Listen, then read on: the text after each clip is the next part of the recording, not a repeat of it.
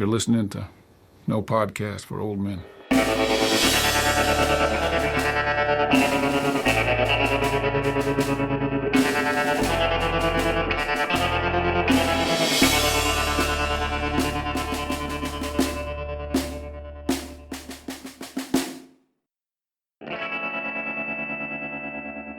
Hey everybody, welcome to No Podcast for Old Men, the only podcast wherein 3 university philosophy professors provide analysis of each and every Coen brothers film.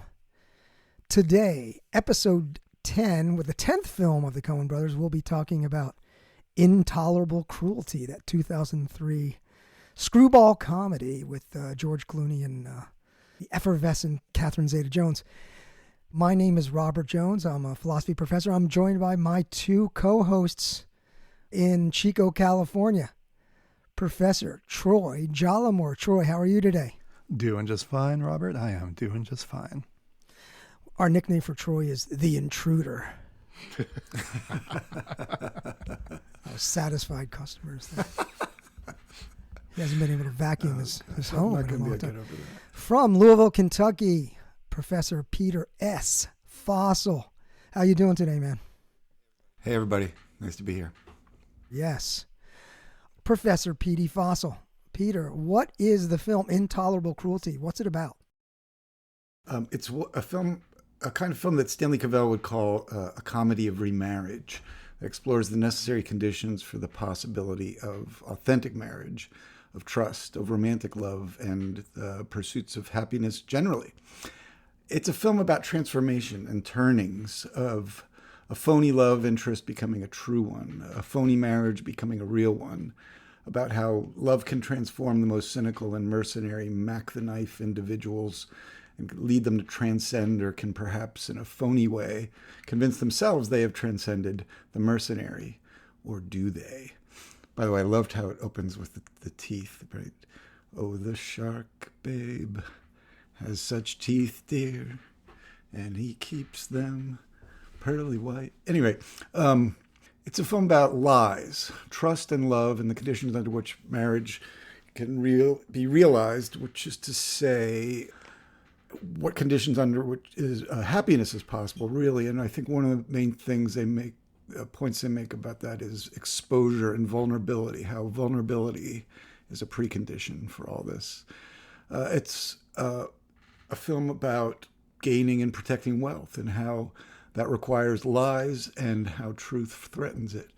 It's a film about the internal contradictions of marriage as an institution wrapped up in property, about how inequalities of property make marriage and perhaps human connection impossible. It's a film about law and how justice has very little to do with law and how true marriage can only happen beyond the law. It's a movie about eros and the ambiguity of its power, both to disrupt and destroy, as well as to join and elevate. It's about the close kinship, in fact, between eros and eris, which is the Greek word for discord. Just one letter difference between eros and eris. Yeah, so that's my quick it's about. Nice. Peter getting pretty fancy with the little Greek terminology there. Yeah. Showing off to the crowd. Slip that in. We are freaking nerdy professors. That presentation was arete, if I may say myself. And very erudite. Thank you, Professor Fossil. Let's go over to Professor Troy Jallamore. Troy, what is Intolerable Cruelty about? Thank you, Robert. I think it's a movie about the law, to state the obvious. The law's complicated and often antagonistic relationship to the truth, which is something we've seen in Coen brothers films before, of course. How the legal system is largely a matter of stories, where what matters is not whether the stories are true and accurate, but which ones you can get people to believe. We could also say, to state the even more obvious perhaps, Intolerable Cruelty is a movie about love. And in a way it is, but maybe it's better to say that it's a movie about movies about love. Because after all, I think on the reading of the movie I favor, there's very little, if any, real love in this movie. And even as it conforms closely to the conventions of screwball romantic comedy, its main intent seems to be to critique those conventions and to undermine our sentimental attachment to them. In fact, it's a movie about a couple of pretty awful people who do awful things to other people and to each other, and about the society and the legal system that not only supports such behavior, but in some ways seems to encourage and require and enforce it. It's a movie about how difficult it is for us to trust each other, how difficult, if not impossible, it is to love each other when we can't trust each other, how the rules and institutions that we've created to protect ourselves and make us safe make it next to impossible to have real, authentic relationships with other human beings. And it's a movie about our craving for happy endings. Why, when after all they're just fictions, do we want happy endings so badly that we are often willing to sell out our own best values and aspirations just for the sake of a consoling story that tells us just for a moment that real love is possible in this world? Nice. Thank you. I think I see some connections between some of the stuff I said and some of the stuff Professor Fossil said. Vulnerability and exposure and so on, yeah. The intruder and I did not, and we never, in fact, talk about this before we get here. It's one of the great pleasures of this podcast. We always surprise each other. That's right. We don't know. I have no idea what Fossil's going to say ever. Nobody does. Anything could come popping out of that mouth. Well, he's a Humean, so you can't use the induction. That's right. To That's right. Past behavior is no guide to future. No. There's no humor without humor. Nice. Hey, let me jump in with my very brief lightning round opening statement. So first thing I think the film is about, which is a Coen Brothers theme, is sophistry. And we've seen sophistry throughout the Coen canon, but I think this might be the crowning glory of their sophistry, of their examples of sophistry. It's also about intolerable morality. They're just, as you mentioned, Troy, these are just awful people. All the way around, there's awful people throughout the film. A few people that are sympathetic, but a lot of immorality here. Of course, it's about the Massey prenup, which I think is kind of emblematic of, this film was shot in 2003, so it's about 20-some years old, and this notion of wealthy people and the prenup and this kind of valorization of the lives of the wealthy. And I think it's a movie about, as Miles says, it's a movie about compromise. Marriage, he says, the institution of marriage itself is a compromise. So it's a movie about self-interest versus being in concert with someone else. For some reason, it's also a film about nailing your ass. And I don't know if anyone, Fossil, has anyone counted? I did. How many times nailing your ass is mentioned? It's also a screwball comedy like Hudsucker and a little bit like Lebowski. It's about the obscenity of wealth and the immorality that comes from it. It's also about going back to love and marriage. It's the commodification of marriage and love. It's a film about deception, another Coen theme. It's a critique of modern love and romance. It's also an LA film, which we haven't mentioned, but it's a very Coen-y theme of LA and the nihilism of LA and the nihilism of LA wealth. It's also a critique of the television industry. And also it's a movie about the battle of the sexes in the tradition of the Bobby Riggs, Billie Jean King match from the 1970s. Anyway, that is my little brief opening statement. Hopefully we've thrown enough out there for people to have something to We've got some stuff on the chew table, on. I think. It's already striking me just based on things we've seen so far. You mentioned the exposure, vulnerability. You said, the phrase nail your ass, Peter brought up in connection with that, the impenetrable Massey prenup. And of course, we've mentioned the sex toy known as the intruder. There sure is a lot of stuff about penetration and impenetrability and so on. There's a rich set of metaphors going on here, isn't there? There is, yeah. So what do you say we go to our summary expert, Mr. Troy, what am I saying, Professor. It's not bad to be a mister. I've been called worse.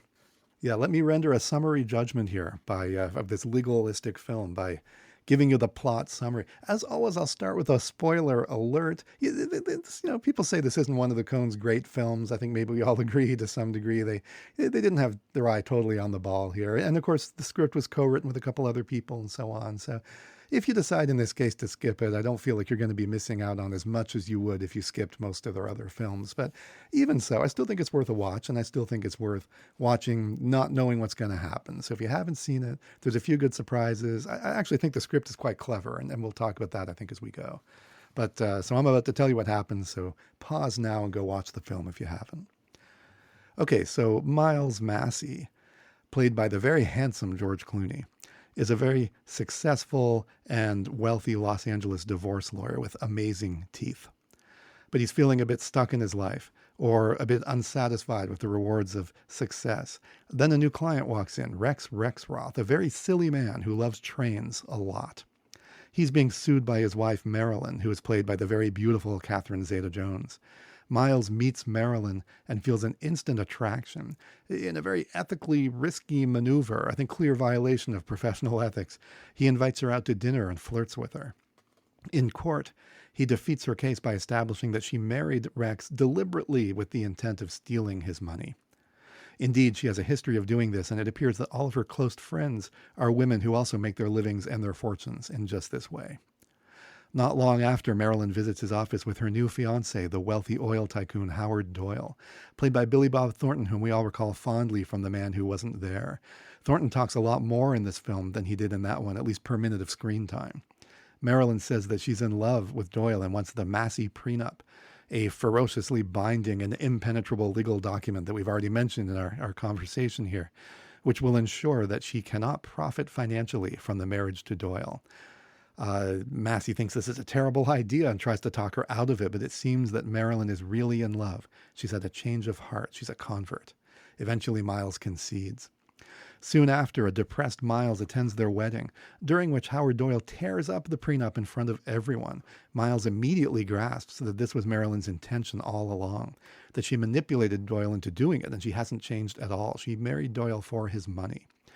Astounded by her brilliance, cunning, and cold-hearted ruthlessness, and newly hopeful that she might be romantically available after all, Miles falls in love with her all over again. 6 months later, while attending a conference in Las Vegas, he encounters her. Sparks fly, and they immediately get married in one of those cheesy Las Vegas wedding chapels. He signs a Massey prenup, which she then tears up, exposing herself financially. It must be true love.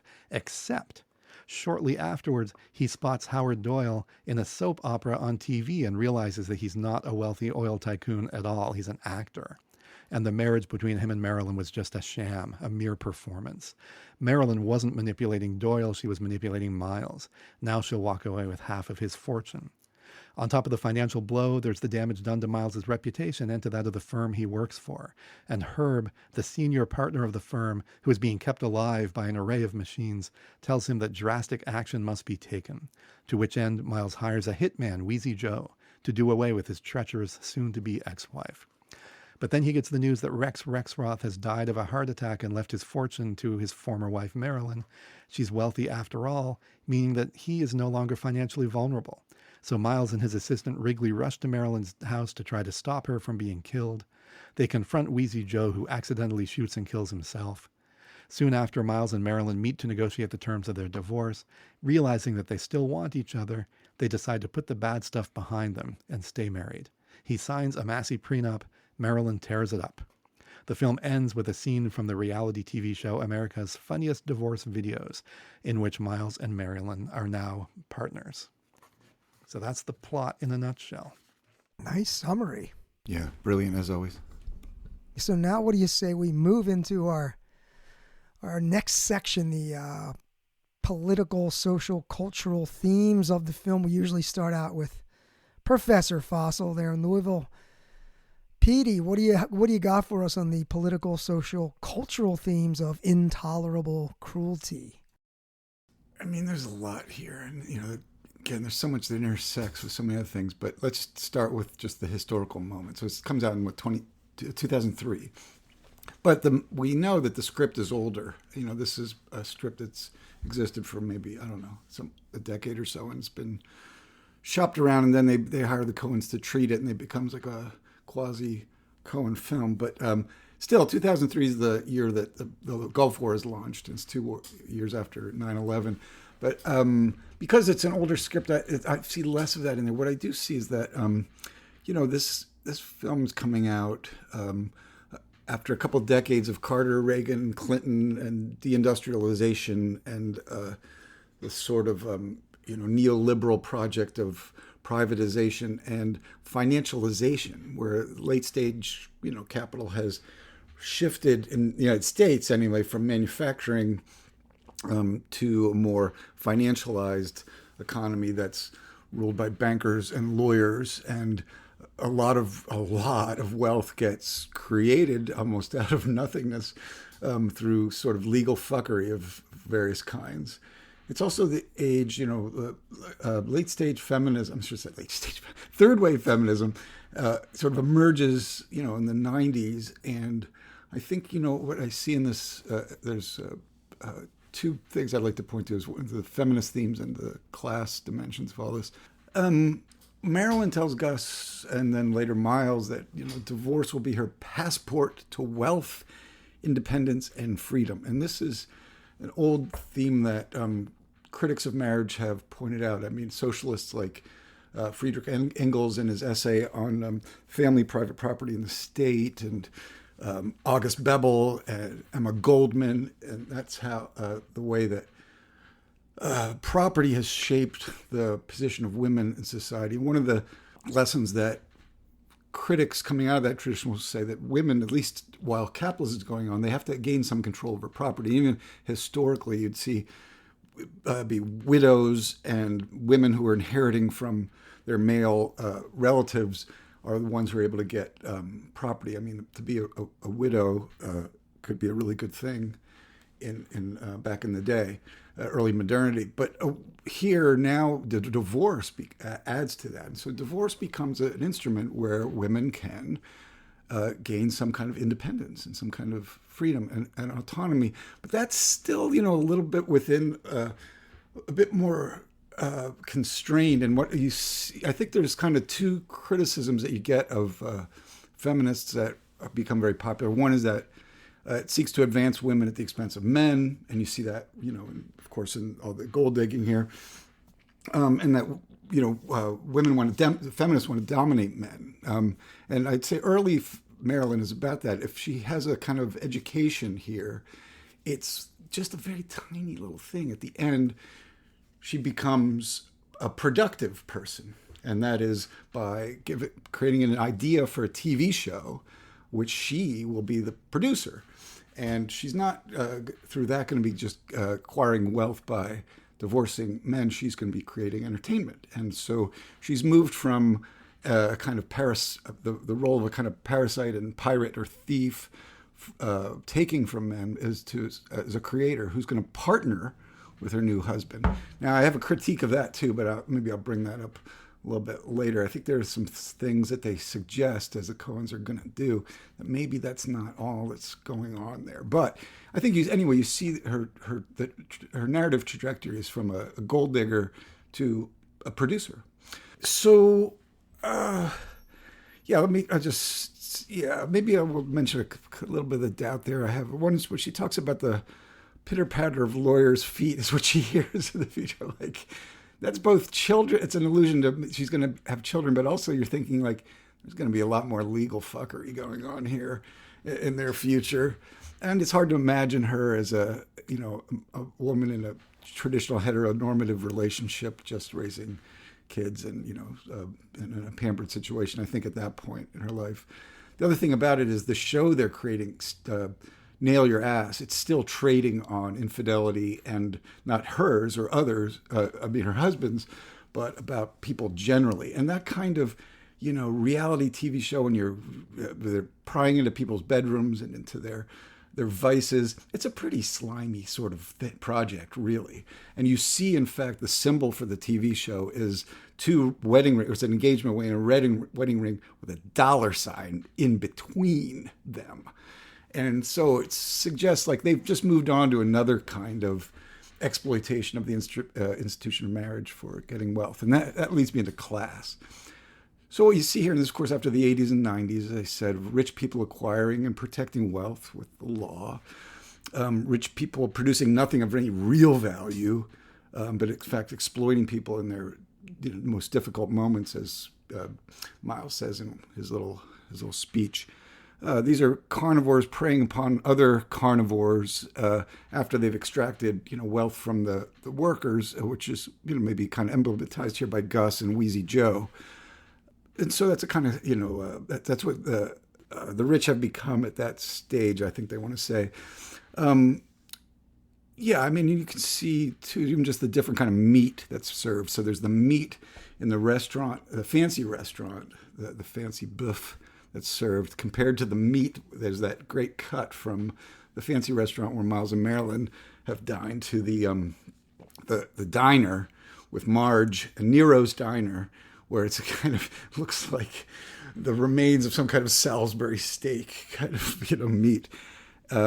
Yeah, I think that tells you that there's a kind of class carnivorous project going on here, and so I think the depiction of financialized predators feeding off one another and this change of a kind of independence-seeking woman from a gouging, parasitical gold digger to a kind of productive but still kind of slimily productive woman are some of the political themes I see. And that's wrapped up in, of course, the way the law is used in both these cases by the rich and by women, independent-seeking women as an instrument, not as an instrument of justice, but as an instrument of acquiring and protecting wealth. In fact, the MacGuffin sort of is the Massey prenup, and that is what says, when the prenup is signed, the Massey is signed, only love is in mind.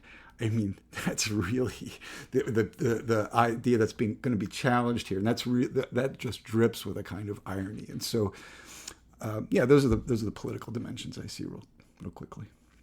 Great points, Professor Fossil. Troy, you have any and reaction to Petey, or you want to jump in with your own social political? He said a lot, and a lot of stuff I want to pick up on, although I might leave some of it for some of the other more philosophical sections. But it's a very interesting question, and for now maybe I'll just pose it as a question. We'll come back to it, how to read or interpret or feel about that final scene. I hadn't even considered that there would be a positive aspect to Marilyn's becoming a producer, because, and this I think is sometimes, certainly not always in Hollywood, but sometimes true for the label producer. A producer doesn't actually produce anything or do very much.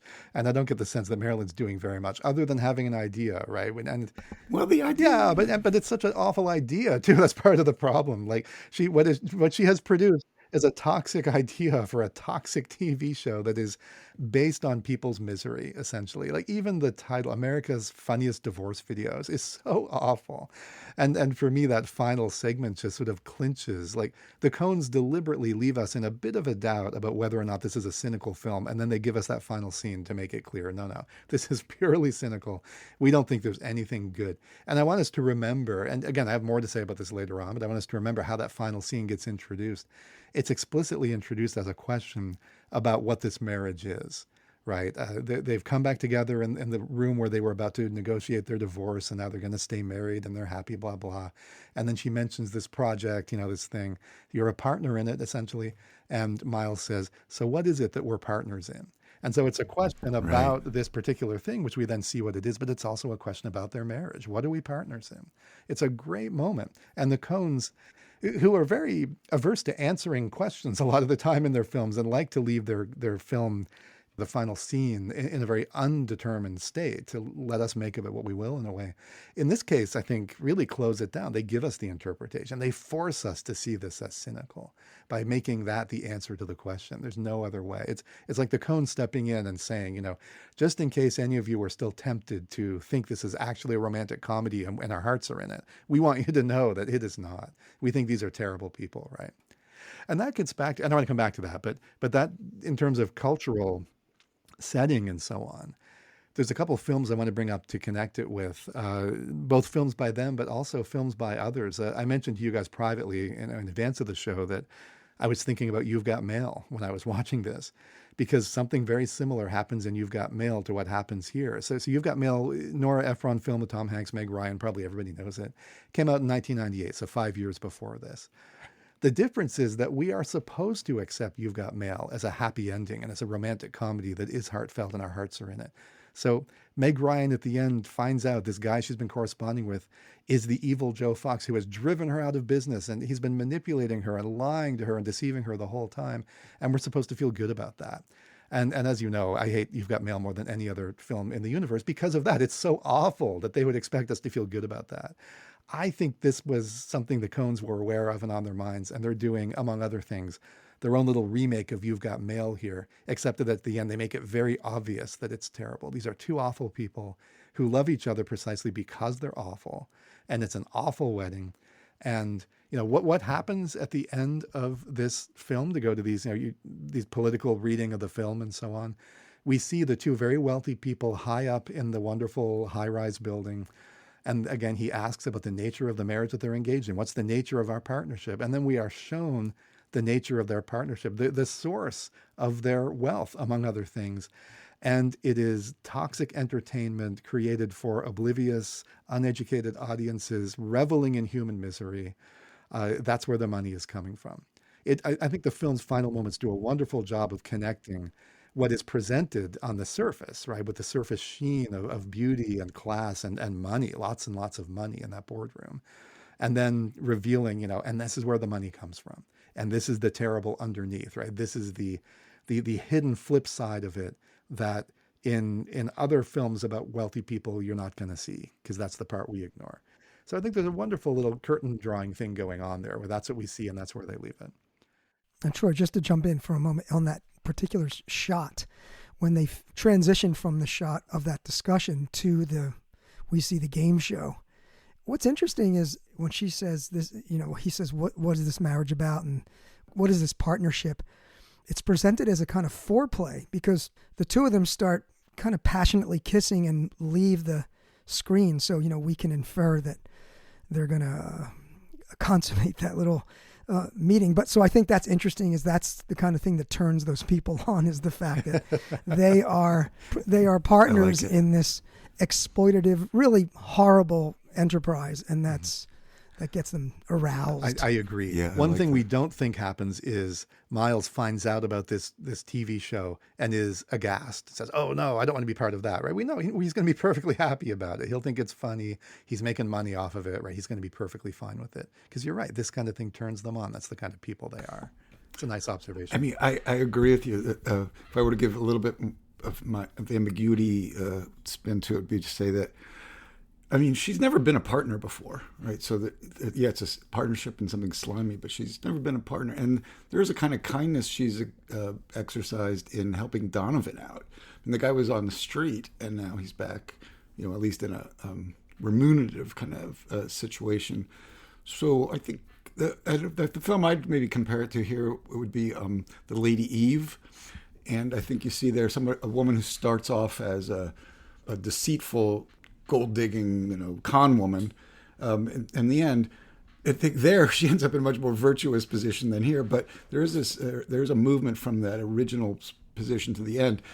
I think, you're right, though, about the joy. So, I mean, although even there, I think there's some ambiguity. When they first meet, you can see that Clooney, one of the things I love about the way they play him is he just loves what he's doing. He loves these negotiations. He loves the way he's going after Freddie Bender, from the very first statement about the guy, his last case, and how he may have screwed it up, which he didn't. He's just enjoying himself immensely, and he enjoys himself when he's talking to Marilyn a lot. And she could see, even though she's been kind of run out of the room by Massey, she's looking back. She admires that, and just in the way, say, Massey says he respects the wife who had been videotaping her husband. So they take a lot of pleasure and joy in these fuckery games, as I think of them. So yeah, there's joy in that for them, but now the joy is going to be in a kind of partnership, and that's never been there before. And they did tear up. She does tear up the Massey prenup, and all of a sudden we've moved out of the realm of marriage as protecting wealth to marriage as mutual exposure, and that's I think a gain. I mean, you're right. There's a dark side to all this. They're never going to give you like a kind of rosy, happy ending, But I think they do give you a kind of genuine ambiguity about these They people. do. I do want to acknowledge they do give us a rosy, happy ending. I mean, so the Coen brothers, again, they love to have it both ways, right? And we've seen them do this before. Raising Arizona, they give us the happy ending, but it's a dream. Hudsucker Proxy, they give us the happy ending, but it's unbelievable, as I argued in our episode on that. They make it so ridiculous we know it didn't really happen. In this one, they give us two endings to this film. There is the very nice romantic ending where it just fades out on the moment Robert was describing with the two of them kissing. And he says, again, he asked the question, right? What is it that we're partners in? What is this thing we're partners in? And you could definitely end a conventional romantic comedy at that moment, and it would feel nice. The question is unanswered because it's answered by the visuals. It's answered by the kiss, right? They don't have to say what we're partners in. They kiss. That's the answer to the question. And the music is very lovely at that. I mean, it's very lovely, soft, gentle music. You really sort of believe it, but they're not going to let us have that because then they're going to give us the other ending and say, oh, they give us here's the movie that's really it. We're giving you both and you can sort of enjoy both. But to me, the fact that cynical ending comes last, it's so overpowering. Yeah, and it sucked way. Gus into it all Gus too. is Although there. he was slimy And Donovan, to again, I mean, you said she's generous to Donovan. She helps him out. Okay, but Donovan is a terrible person. We know from the very beginning, right? He's shallow and awful, and helping him succeed and being part of what he's doing is no mark of virtue, right? I mean, it does suggest like at that stage in capitalism, the only way to succeed is through some kind of slimy, exploitive kind of thing. I think even before the kiss, though, there's a dark suggestion, and that is, when Freddie gives a little story about the burglar, about Wheezy Joe he's a burglar, and he's like he decided to reconsider his nobody lifestyle. hired hitmen here. No one was trying to kill anybody. That's right. Yeah. It's totally incredible. Right. And it's incredible that. Because she says to him, like, how can I trust you? You could never trust someone who has tried to kill you, has hired someone to kill you. Like the film I would compare it with there is Adam's Rib and Spencer Tracy and Katharine Hepburn. So there's a scene towards the end where Spencer Tracy's character threatens to kill Katharine Hepburn's character. I forget their names in the film, but you find out it's a fake gun. It's made of licorice. But in here, this was a real killer and a real gun. And someone really got shot to death. I mean, it surely got shot to like. How do you? I think it's implausible that people are going to come back to after that. Absolutely, we're not supposed to believe that they could. And if they really could forgive each other, because after all, they're guilty of the same thing. That just means they're awful people. It doesn't mean they're good people with a great capacity to forgive. It means they're terrible people. Yeah, I think that's right. We structurally get the elements of the happy ending, but we don't get the emotions of the happy ending. We shouldn't. But also, I mean, I agree with you, of course, that it's really far-fetched to think they could have each hired a hitman and then they put that aside and make nice and kumbaya. But what I gather is there's an understanding with those people, those two particular characters is, of course, this is not about love and trust. No matter how vulnerable they are, there's always a little caveat that it's like they're both predators and they're both prey. And so they have to always be looking over their shoulder. And I think they kind of accept that. My read on it is that this is as resolved as it's going to get. They're never going to be free from the feeling that at any moment the other one could turn on the other for some kind of gain. And I think going back to the Donnelly thing, it is true that she gives Donnelly a gig, but also it's instrumental. She needs Donnelly. He has all this experience. He was a daytime Emmy winner. So it's not fully altruistic. She's getting something from, obviously he knows what he's doing. Okay, but tell me if you don't think there's an ambiguity to that, the flip side to what you just said, though, Robert. Tell me if you agree, because, yeah, you're right. They are now vulnerable to each other. See, with the Massey prenup, there wouldn't have been that. But now they do have to realize that, hey, this other person could bite my ass. And that is part of the conditions for the possibility of marriage is, oddly enough, making yourself vulnerable to the predations of the other.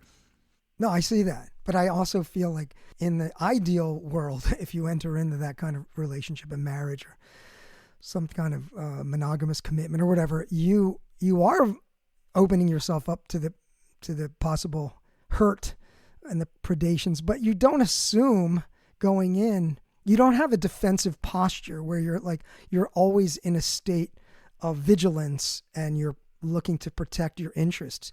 The vulnerability is one where I come to you, I stand here naked before you, and please be gentle with my heart. That's not the relationship that I see between those two. It's not even clear to me that either one of them, and Troy, this is your area, right? It's not clear to me that either one of them are actually have the capacity to love, at least not in the healthy sense or the philosophical, Platonic sense even. So I'm not even sure what they're talking about is what we're talking about when we talk about two people who've fallen in love. Yeah, can I say two quick things about Please, that? jump I can in, be yeah. quite brief on both of them. But first of all, there is some sense in which they love each other, or at least value, respect, admire, desire, whatever each other for sure.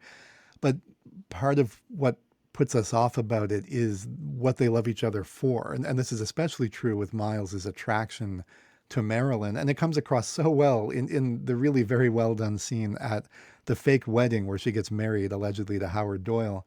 And Miles is depressed through the whole thing, thinking A, he can't have her because she's married to someone else, and B, she has sold out because it turns out she's a romantic and believes in love. And so he doesn't even really want her anymore, but he still kind of wants her and can't have her. And then Doyle gets up and tears up the prenup and starts eating it with the barbecue sauce and so on.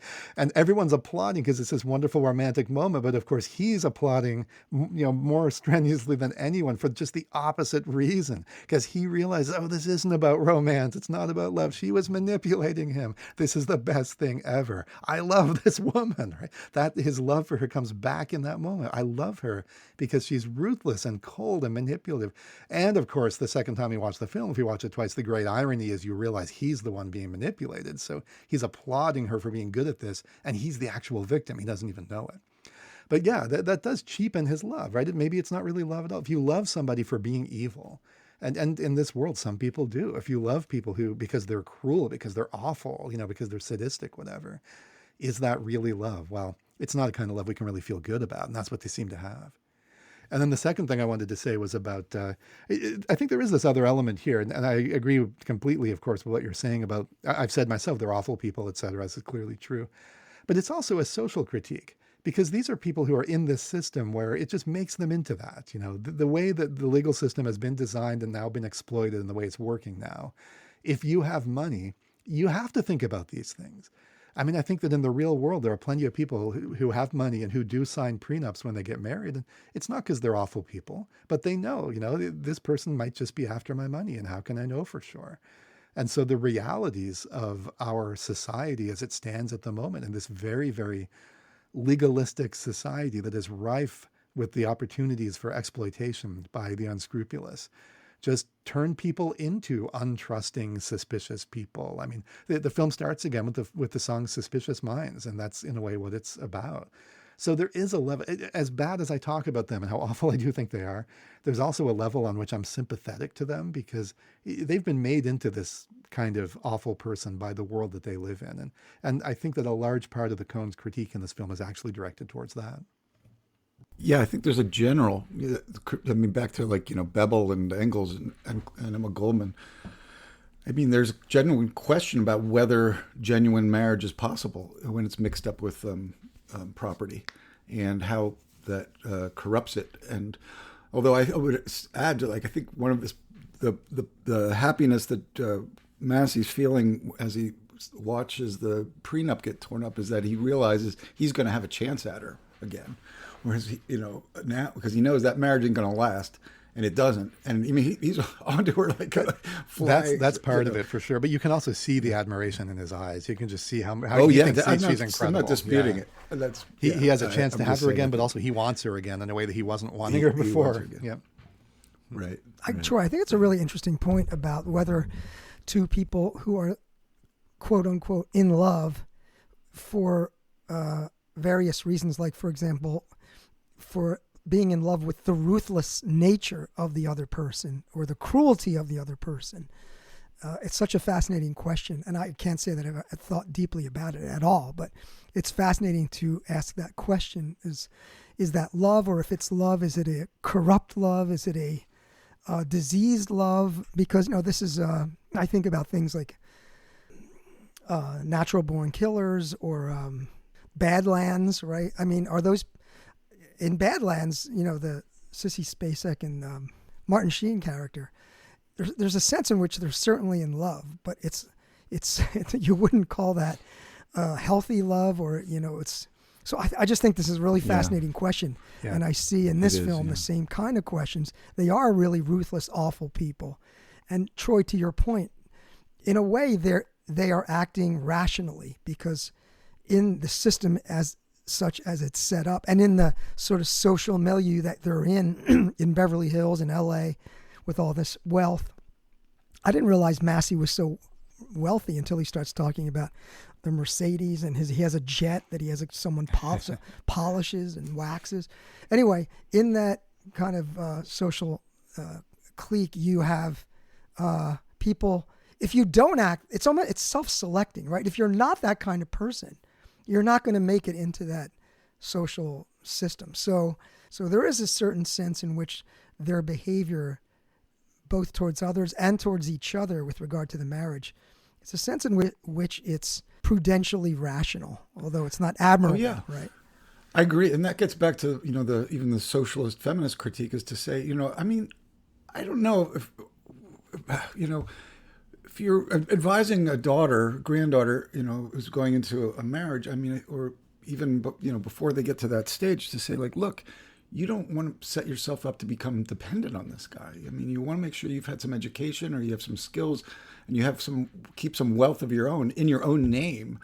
And I think people do that prudently, even when they're in love with each other and they think they'll never get divorced or anything, because once you establish, a condition of inequality and dependency, it leads to all kinds of toxicity. I think the prudent, young woman entering a marriage, or any partner entering a marriage, but especially in this case, women are, it's important that they do hold on to some kind of productive capacity or some access to wealth in our society. And I think that's not uncommon. Yeah, and I think one of the things the Coen brothers are doing in this film is to call our attention to that, and again, implicitly at least to say, most romantic comedies just put that stuff to the side. Jane Austen didn't. Jane Austen was very well aware of this stuff. But if Jane Austen looked at most of today's romantic comedies, she'd think, well, this is stupid. This is completely ignoring the whole economic side of it and all those aspects that are very real in real life. Oh, and Robert, on the thing, I just wanted to very briefly mention, the question of love's object, of course, the one that's fascinating for me. What are the proper objects of love? And this is clearly on the Coen's mind in this film, too, not only because of the issue of loving evil people, but also the people who simply seem to love money, who there's a lot of in this film. And then, of course, you've got Rex Rexroth, who just loves trains, as he tells us himself. I love trains. I mean, does that make sense? Is that a love that we can understand? Can somebody genuinely love trains? And if they do, does that make them a silly man, as he gets called? Or are they just a person who loves something else? And I think, in a way, the Coens actually are interested in this question. It does come across here. Yeah, Robert, I think you nailed it with what's the object of love here, because in a classical sense, really what you're pointing to is perversion. A classical definition of perversion is loving the wrong things. Rather than loving the good, the perverse person loves the bad, or the vicious, the evil. And that's what they've become. This is a perverse kind of perversion of the institution of marriage. I mean, one thing, back to the combination of property, I really admire the French. I guess the French still do this, but it used to be the case that in France you have two kind of ceremonies. Marriage properly is only a religious thing. You have to go to church for that. What you first do before you go to a church is you go down to City Hall and you get a civil union. And so legally, they separate the religious, romantic side from the legal side of it. What's weird about our institutions, and this came up so often in like the gay marriage debates, is that we have marriage as both a legal, a romantic, and in addition a religious institution. But that's kind of a recipe for perversion right there, So, yeah, I think you really nailed it with that identification. You guys covered so much on the political social, so I don't want to belabor it, but I do want to just jump in with a couple of things. And one is picking up on what you two have said about, first of all, about the role of feminism and the battle of the sexes kind of thing. It's interesting that, I don't know if in 2000, who was that? Rush Limbaugh, there was all this feminazi kind of stuff. I'm pretty sure that was in the air. And this renaissance of the battle of the sexes, which in the 70s, like I mentioned with the Bobby Riggs Billie Jean King match, that was a product of the women's lib movement. And then the battle of the sexes, and even to today, especially in our current political climate, the battle of the sexes is now it's a battle of resentment for men, right? And the kinds of things that any political and cultural, social strides that women have made via feminism, then we have this backlash. So today, the battle of the sexes, and it's just interesting to see these kinds of like the trad wife and even the head of the Defense Department, Hegseth, being associated with like, well, women shouldn't vote and women shouldn't be in the military, and these kinds of movements that are rearing their ugly heads. I think when I see this film, I see this, the Coens, it's interesting. The Coens, I think, have a kind of mixed history with the portrayal of women. And it's interesting if you compare, and this is more of a Coen's theme, but it ties into the social and cultural themes, and that is, think about Marge Gunderson. She's a truly virtuous female character, and of course she's pregnant, so she's the Madonna. She's in the man's world. So we have Marge, and so on that score, I want to say, man, the Coens knock it out of the park. That's a great woman character. But then we get Marilyn. And Marilyn, of course, and her whole coterie of her friends, the Beverly Hills Housewives, it is kind of a regression. It's seeing, and I know this is a screwball comedy, and you, as you mentioned, it's Lady Eve, the sort of manipulator, the predator, that theme. But there is something grotesque about the values of everyone, but the values of the women. We just assume that the women are out for one and one thing only, and that's to gain financially or materially from men. And so I think that is an interesting theme. And again, I don't know if it speaks to a kind of backlash against feminism at the time. I think a lot of times the Coen brothers, they try to get away with certain kinds of stereotypes, the wink, wink, nod, nod kind of thing. These portrayals are the kinds of portrayals that reinforce these stereotypes that women are gold-digging predators, and you have to, as a man, you got to always look over your shoulder. So I think it's an interesting, I don't know what to make of it. I think it's an interesting portrayal of women that the Coens give that does reflect some of the cultural norms at the time, the political norms at the time. Well, don't you think, Robert, what you're pointing to hangs on this question of whether or not there isn't a narrative arc where she's different from the beginning to the end, and whether her movement from parasite to producer is meaningful or not. And if not, then yes, there's a potentially misogynistic dimension to it. And I agree with Troy, though. There's reasons to think that she's not moved out of this entirely, but I think, the film does have, so it depends upon how much you can buy into that idea that she's growing out of her position. And in a capitalist society, that's what women had. I mean, they had inheritance, they had widowhood, but now, there's access to capital in a productive capacity coming her way. Maybe. Let me frame it in terms of the class aspect, and that is with regard to the wealthy versus the commoner. So, there is this confused view from the Reagan era, and it's still with us, that there's this kind of trickle down.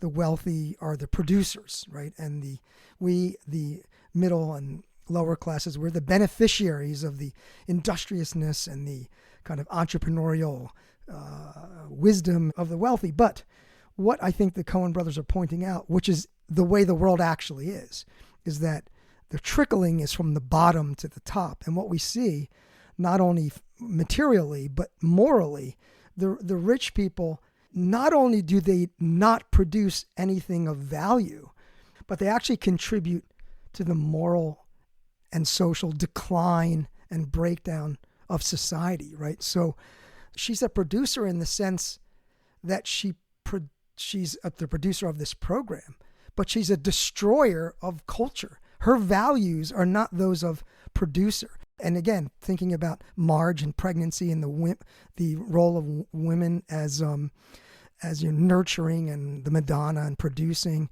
She's producing evil. She's it's more like Rosemary's Baby, if you want to talk about production.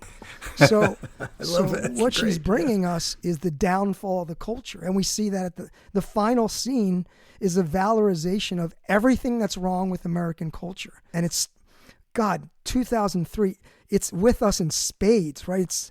Now it's gone beyond. I mean, now social media, you can be a Nazi, you can do anything, and it's valorized. You're going to get 1 million hits if you give a Nazi salute. So being a producer simpliciter is not necessarily a positive. I don't know. I think it's ambiguous, but I'd deepen your point, actually, because she's really exploiting a black man. And like, he's the guy who makes the films. It was his idea, to use this as entertainment. We saw that with him sitting around with his friends in a kind of dark way, enjoying the prurience of, his product. But the problem with when capitalists say, "Oh, we're the job creators" and all that, most of them aren't. They just they just own shit. There's no creativity in it. But I mean, those who do create things, there's value in that if there's something good. And you're right. I mean, there's something that's created here, but it's something bad. And so, still, she's moved out from a position of just someone who's taking from someone else to a little bit more ambiguous. But I mean, I take all your points there, except I think that you're still selling out creativity a little bit much. I got to side with Robert. I got to say, if we're going to take a vote, it's just no good. What she's doing is no good. The creativity is valueless. But the reason that I think I'm not, it entertains people, right? Entertaining people's the easiest thing in the world. That's I don't think that has that sort of entertainment. The reality TV proves that, as Robert said, right? That has no value. But I'm not as concerned with the worry about the misogynistic portrait or whatever, simply because I think we can extend the same critique to Miles too. Like, it's not as if the women are portrayed in a really negative light here, but the men aren't, because they're awful too. And Miles, I think, also produces no value. His entire career, which has made him so wealthy and successful and so on, is also essentially parasitic on the misery of others. In fact, the TV show that we see at the end is more or less just sort of the televisual equivalent of what Miles does day in, day out. And he makes up stories that aren't even true. He tries to manipulate people. He admits he doesn't care about the truth. He only cares about trying to destroy his opponent, which he's very good at doing. He's not making anybody's life better, or he's certainly not making society better off in general. So sure, he's got lots of resources, which she aims at and tries to get from him. But it's not as if he's gotten those resources by making the world a better place and being fairly rewarded for it. These are all essentially not only morally despicable people in many ways, but valueless people. They're not contributing to the good of the world. They're taking away from it. They're doing the opposite. They're destroying it. Yeah. And Troy, if I may I agree that the portrayal of the George Clooney Miles character, it's just as despicable as Marilyn. But I think within the context of the history of women, especially as represented in cinema, I think it's not a one for one. So this is, and what's interesting is the Miles character, when you look at his attributes, sadly, those are valued. I mean, we currently have a president who was on a reality television show who was a ruthless, you're fired or whatever the hell his tagline was. People like Miles are valorized as powerful men, right, who make decisions and, well, they know better than we do.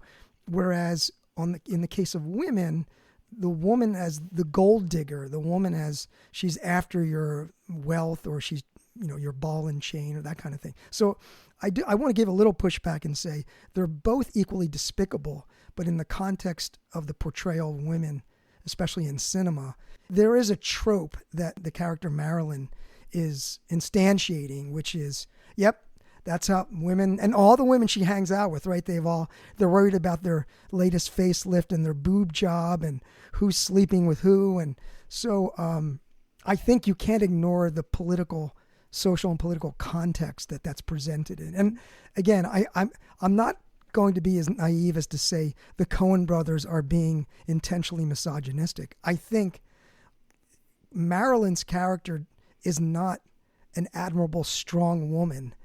And that's why I brought up Marge from Fargo, because the Coen brothers are capable of it. But I think in this case, they kind of fell short. I don't know. But again, it's like Okay, well, I'll just agree to disagree with y'all on that.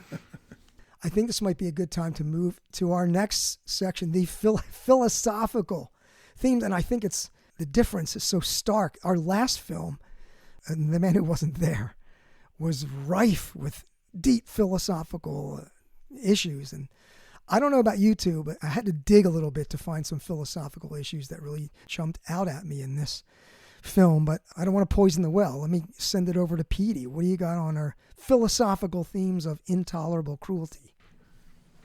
Well, this in a way extends our controversy a little bit in the sense that I think there is this exploration of the conditions of the possibility of love and marriage and happiness, really. And I think that one of the things that skeptical philosophers make a big deal about is, at least the kinds of I'm interested in, is sort of a critique of the insistence on knowledge as, I don't know, you might just say like the solution to many problems, especially with human relations.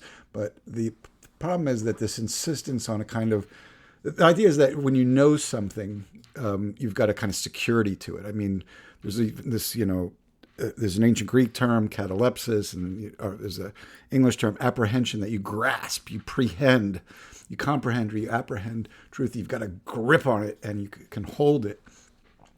And things like trust or faith and fidelity, these are sort of diminished. Opinion is, and belief are inferior to knowledge and a secure apprehension of truth.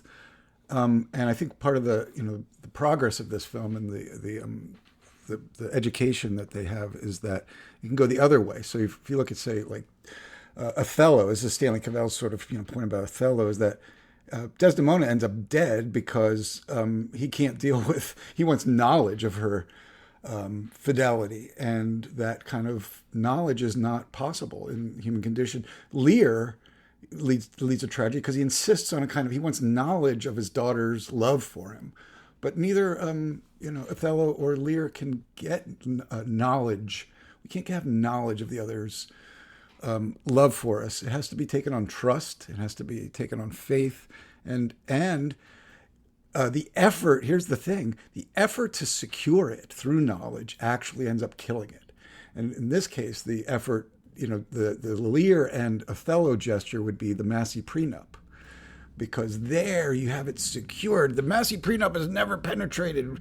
When the prenup is signed, only love is in mind. It's the opposite. Love can only be in mind if the prenup is not signed. Is, I think, the lesson that's raised here. But by the way, just a reminder that Kirshner was in Kentucky. I had to get that in at a certain point. Peter, have you forgotten Kirshner? I looked it up. Actually, it was a real case. At any rate, and there are several real things that are in divorce law. Anyways, another one, famous lawyer who invented the idea of palimony, Marvin Mitchelson. He's mentioned also by Sarah Sorkin at a certain point.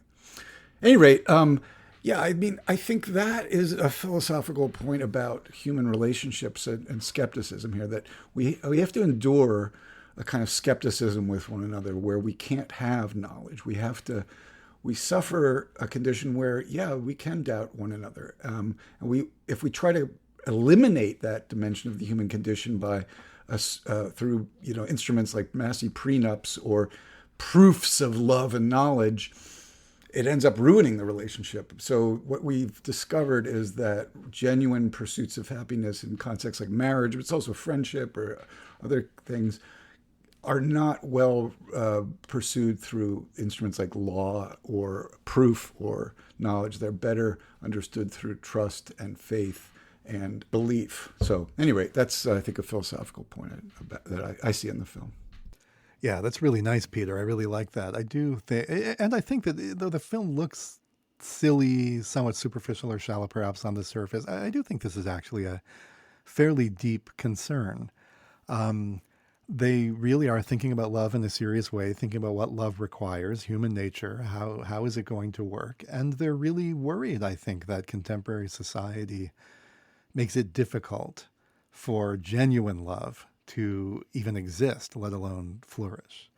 And, Robert, you mentioned the previous film, The Man Who Wasn't There, that was so philosophical, but I think some of those philosophical concerns in that film carry over to this one and in connection with some of the stuff Peter was saying. So in particular, of course, both of them are films about lawyers. And in The Man Who Wasn't There, the lawyer figure is not as central, but he's there, Freddie Riedenschneider. He's memorable and he's crucial. And a lot of the most philosophically interesting bits of that film come from him and things that he says about the uncertainty principle and so on, but also about this idea that the lawyer exists as a kind of a class, as a kind of a manifestation of a modern sort of expertise.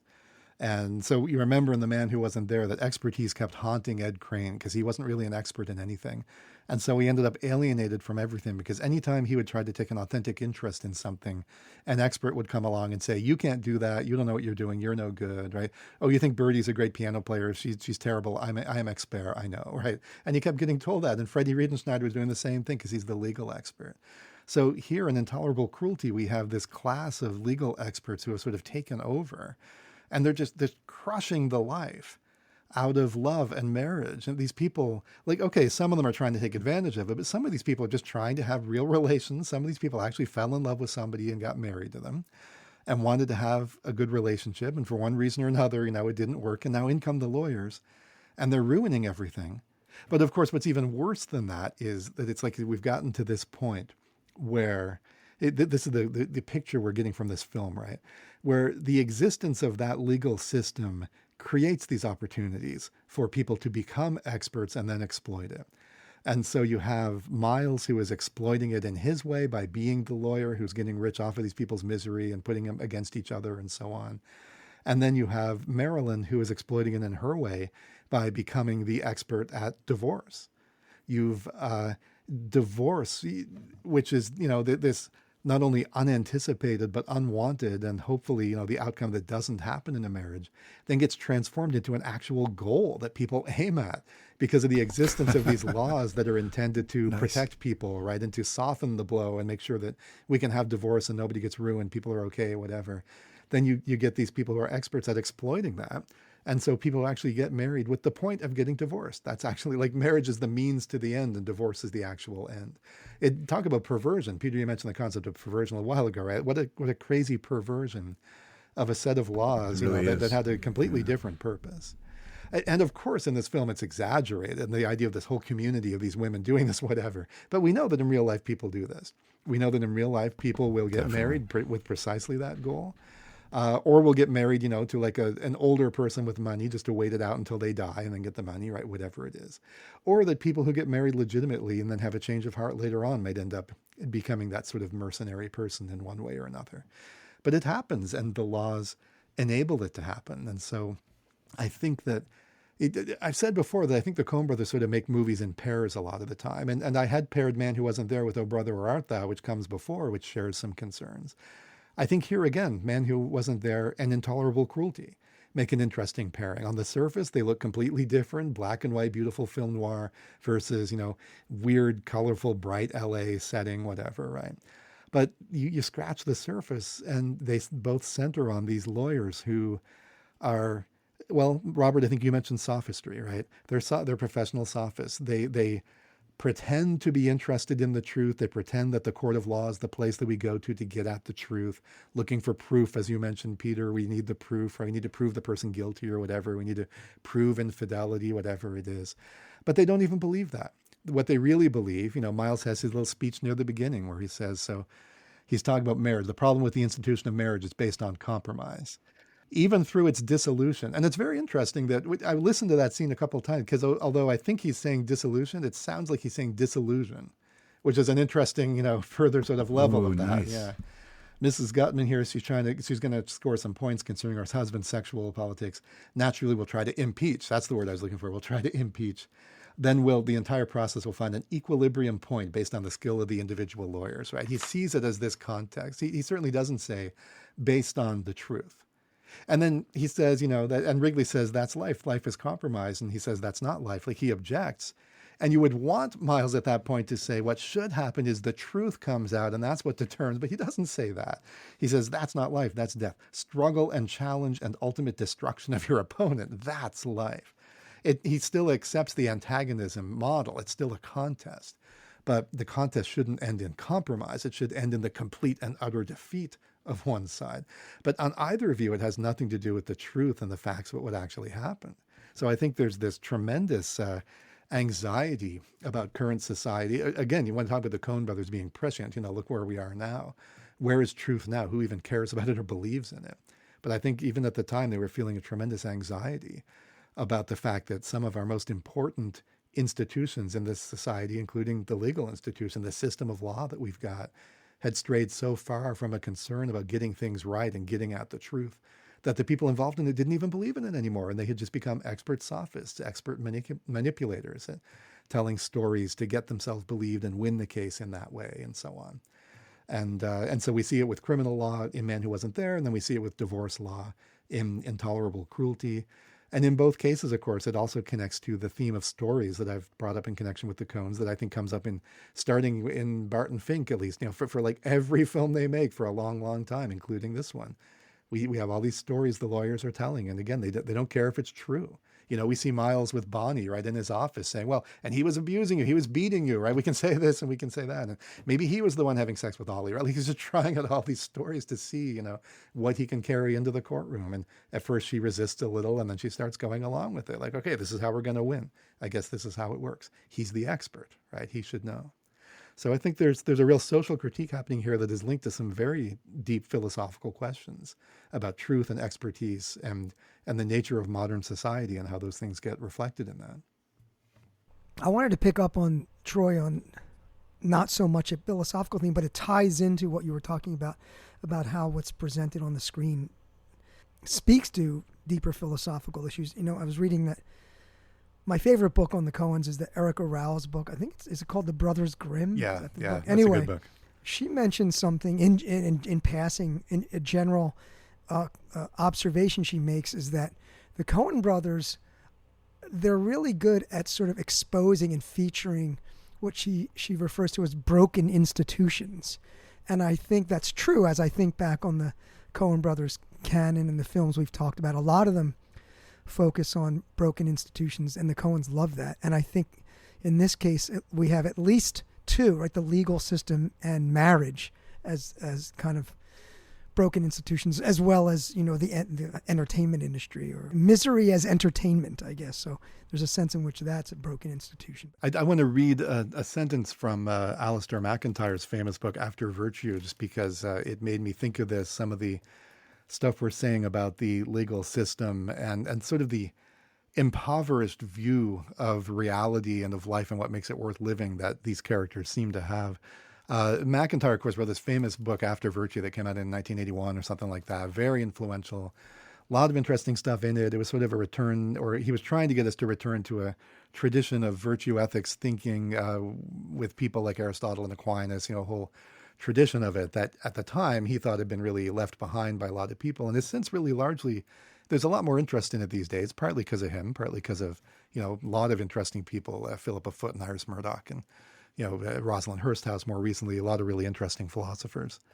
But part of the thing that he does in this book is he argues that contemporary society, at least in the English-speaking world, had become the sort of society in which the moral theory of emotivism seemed to be true. Even though he thinks emotivism isn't really true as a philosophical theory, he thinks that people are living now as if it were true, that emotivism has sort of become true in a sense as a descriptive theory.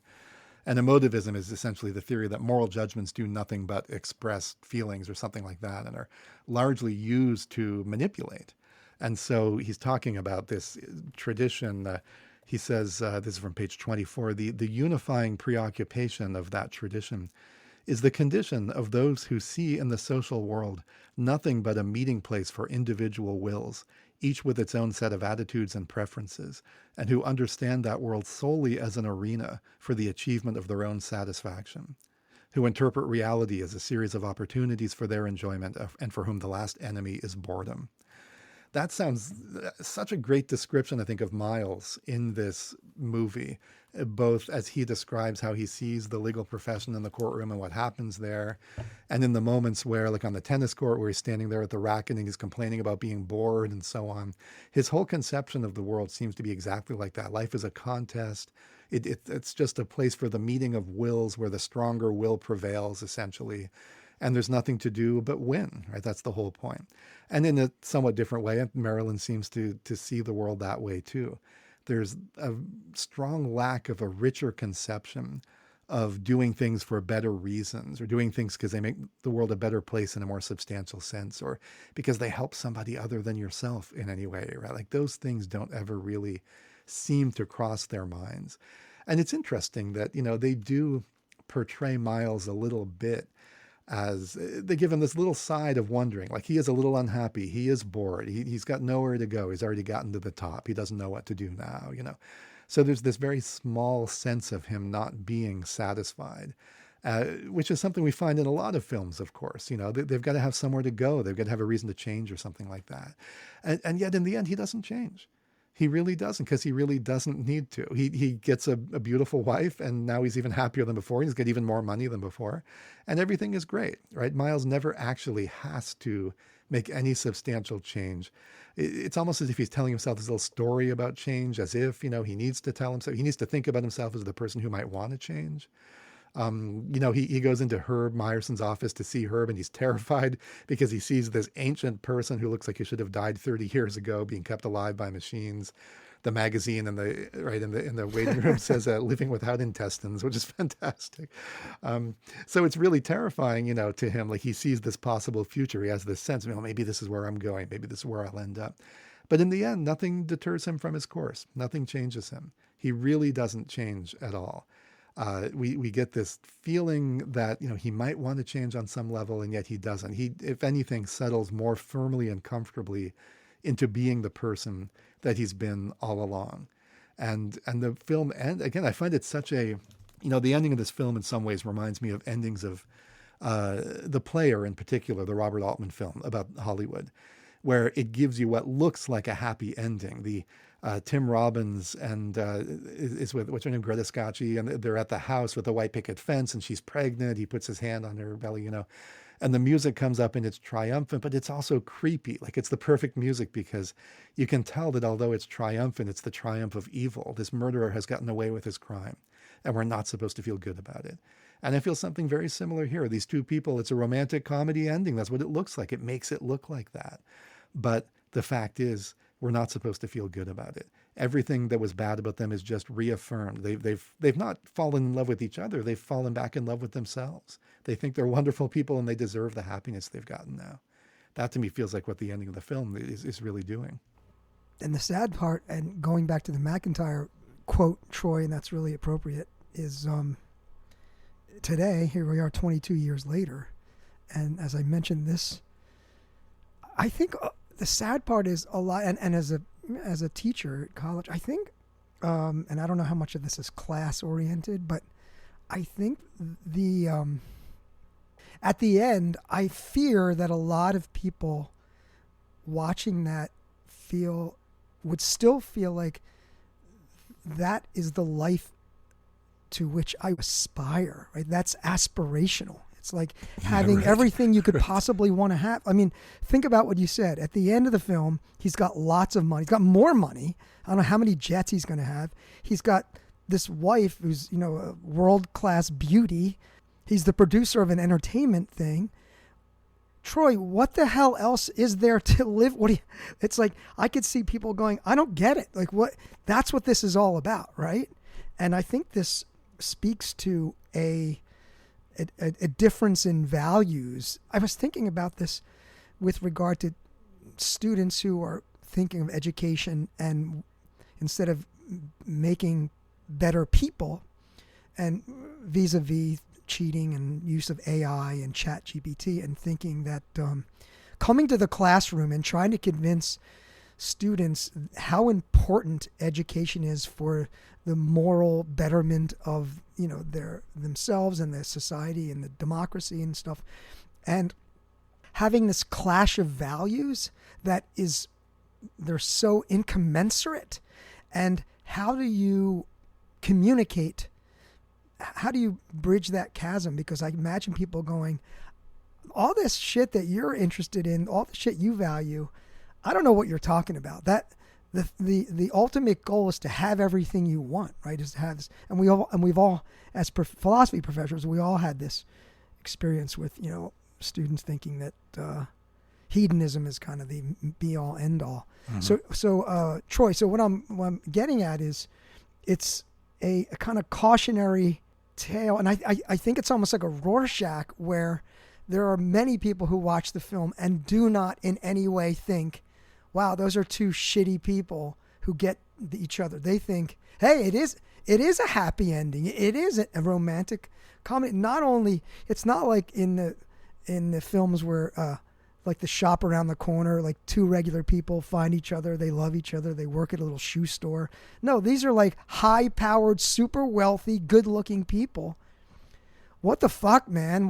Troy, what are you doing? How could anybody have a problem with that? How could what anybody? Is your problem, man? If this isn't a happy ending, what is? Yeah, right. I know. Holy shit. I mean, I think you're all right. Yeah. And this is. Do you mind if I? Oh, can I just very briefly say this is a risk the Coens take in a way with so many of their films that it's satire in some sense. They want us to read it in a way that's not strictly what's on the screen. They want us to bring our own intelligence and critical acumen to it and say, even though it's set up structurally like a happy ending, we're not supposed to approve of it. But of course, some people are going to miss that. Of course, some people are going to read it that way. It's a risk that you take when you have a film where there's different levels and you're not just coming out and shaking the viewer by the shoulders basically and saying, this is what I want you to think, right? Which a lot of films do. I mean, and in fact, I think people are so used to that now that they're not sure how to read a film when it doesn't do that. So if they see the two lovers getting together and they know what's supposed to happen, they're probably going to think, yeah, this is what's supposed to happen. I feel good about it. So it's the curse of the skeptic to always want to give a counter argument. But my argument here is up for an opposite point of view, which would be the traditional thing, but just for complication or nuance on this.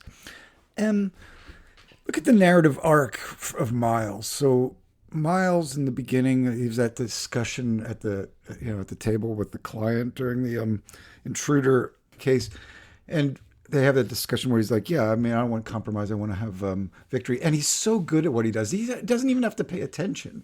He just walks up there and he asks a few questions. He wins the case, and he, as you said, he's got some kind of ennui going where he's got all the jets, he's got all the houses, all that, And what he does is he makes money off of destroying marriages. But in the end, not the very end where they do bring in some darkness, I agree with you. But in that scene with Marilyn at the end, he's not destroying a marriage, he's preserving a marriage. And that's new to him. It's his own marriage. And so I think, he's not after her money. He's got plenty of money. He's not after victory in the courtroom. That's not what's happening there. He's after something else. And so he's moved beyond that gladiatorial, the world of the boxer, and now he's moving into a world of partnership. I'll grant you, it's a partnership that's kind of scummy, and I think that's the good pushback there, but it's still not what he was doing in the beginning. He's moved on to something different, and I think that's the narrative trajectory for the character. He's made moral progress. He's made more progress. I mean, within the harsh confines of late financialized capitalism, yeah. That's the narrative because that's the genre they're playing with. So they have to tell that story because that's the story of the romantic comedy. But they don't believe the story even as they're telling it. They don't think they're showing us change that is trivial change. There's no important way. Like you said, yeah, he's saving a marriage, but it's his own. That's the only reason he cares about it, right? He's a hypocrite. It's my thing, so it matters to me. But everybody else's marriage, I'm still going to exploit and make money on, and I'll watch America's Funniest Divorce videos and whatever because I don't care about anybody else. But my marriage, I want to be happy. So that's something. It's not much. No, it's not enough, Peter. It's not much. It's not enough. It's something. You know what? My favorite moment as far as revelation of Miles's character, and I think this just tells you everything, is when he's at the No Man conference and he gives his speech, and of course he's been changed, right? Oh yeah, I wanted to say. Yeah, it's a great moment because they make you believe it, and then they totally deflate it, right? He gives that wonderful speech about love because he's in love and it's going to be different now, and he goes on, and then at the end, right? What does he say? He says that now I'm a changed person. I want to get this right, so I'm looking at my notes. Go to East LA. I'm going to devote myself, quote, to pro bono work in East Los Angeles or one of those other God bless you all. I mean, they do, again, they do and they don't. It's, No, they totally deflate it. Come on. He believes in his own rhetoric, and then he just, it's very much like the carries moment. that forward into There's another great ahead, George I'm sorry. Clooney moment coming up. It'll be a while before we get to talk about it. It's in Hail Caesar, one of their last films, but where he's doing the speech as the actor and he can't remember the word faith, right? It's the same kind of thing.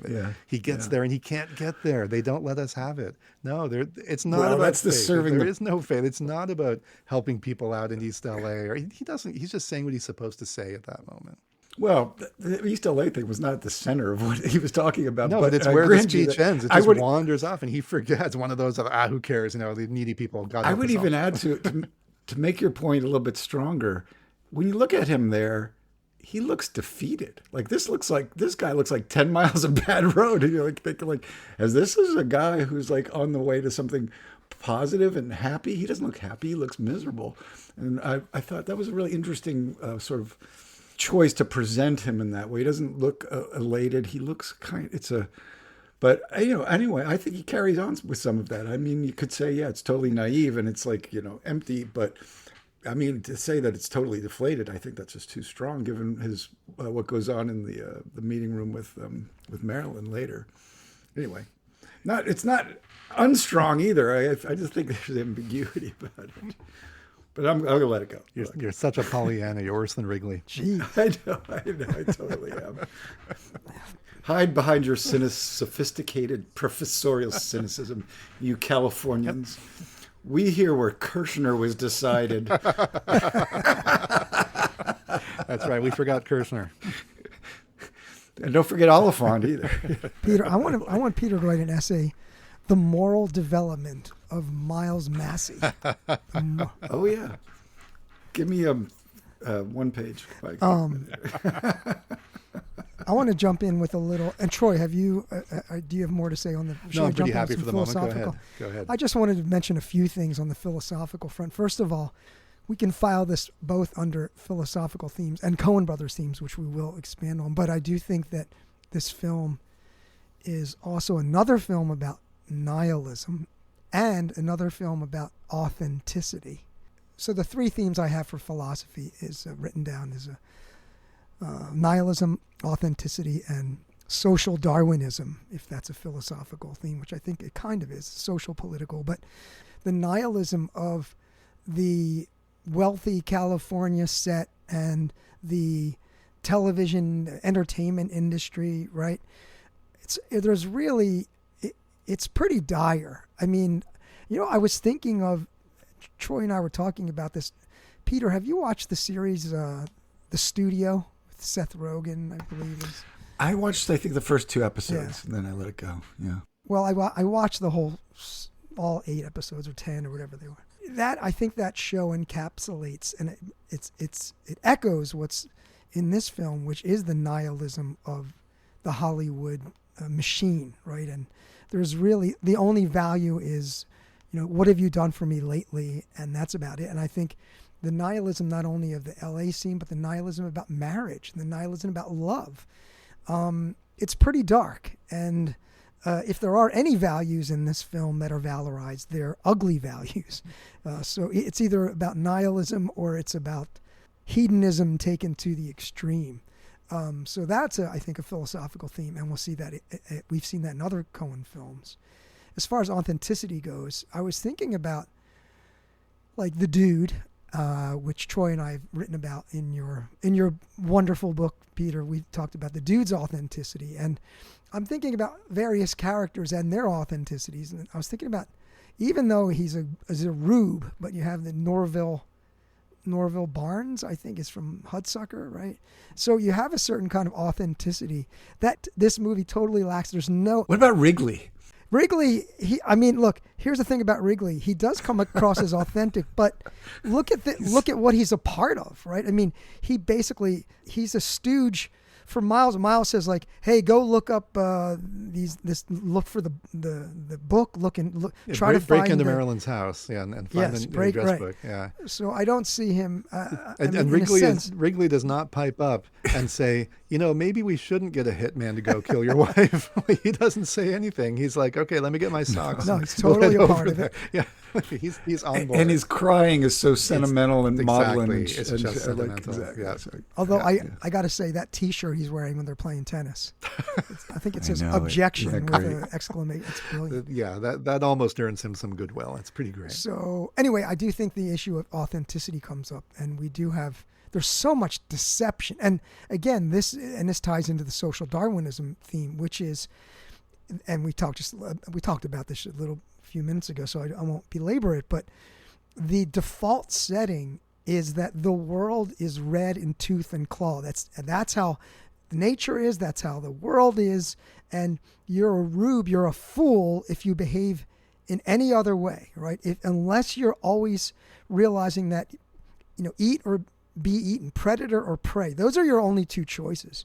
And this is reflected in a lot, like the dialogue, which some notes I took with regard, and you mentioned this earlier about the things about animals, and there's a lot of hunting metaphor, a lot of predator metaphors, like when Miles orders the steaks, and she says, you have no idea, I eat men like you for breakfast. And then she talks about her having her husband's, I'm going to have my husband stuffed and mounted. And then so my lady friends or women can come over and throw darts at it. Right. And then she says, like, people don't go on safaris because they hate animals. Right. So this is not about animosity. This is the dog eat dog world. This is the world of survival. It's a jungle. Right. And so it's not really that they're cruel. The movie's Intolerable Cruelty, but from the perspective of the protagonists, it's not about cruelty. It's about reality. It's about living with your eyes open in this social Darwinist world. And they're just, as I mentioned earlier, their behavior is just rational. This is what you do. To do anything else, and again, rational meaning in my self-interest, right? The idea of being altruistic, I don't think would even, this is a very Ayn Randian universe that we're looking at when we see this film. So anyway, those are just some brief philosophical themes that I was bouncing around in my little noggin. I love both of your points. I wanted to talk about authenticity and rationality and what you said. And there was something about authenticity in marriage that I thought there was an interesting contrast. I love when Rex Rexroth is talking to Miles, and he says, at first we were crazy about each other. He goes, not emotionally, of course. And so, but that sets up, the contrast between a phony marriage and a real one. So a real one would have honest, emotional content, not just crazy lust. By the way, I love how Ed Herman was cast in that role because he also went to my alma mater, by the way, Bucknell. But he plays Richie Rich Sr., I believe, in the was a movie version of that. So so the RR is already there, and plus, of course, RR is railroads, and he loves railroads. Nice. He was a great character Nice. all the way around. Then there's an authenticity thing about Miles and his inauthenticity in the sense that, remember that little moment when they first arrive in Vegas, he's talking to Wrigley, he's like, people think they can come here to Las Vegas and just like ignore all the rules. Of course, we're back to Walter with this. What's this bullshit about no-fault divorce? And so, but you're like, this guy doesn't play by rules. He breaks rules all the freaking time. And in fact, as Meyerson says, sometimes we obey the law.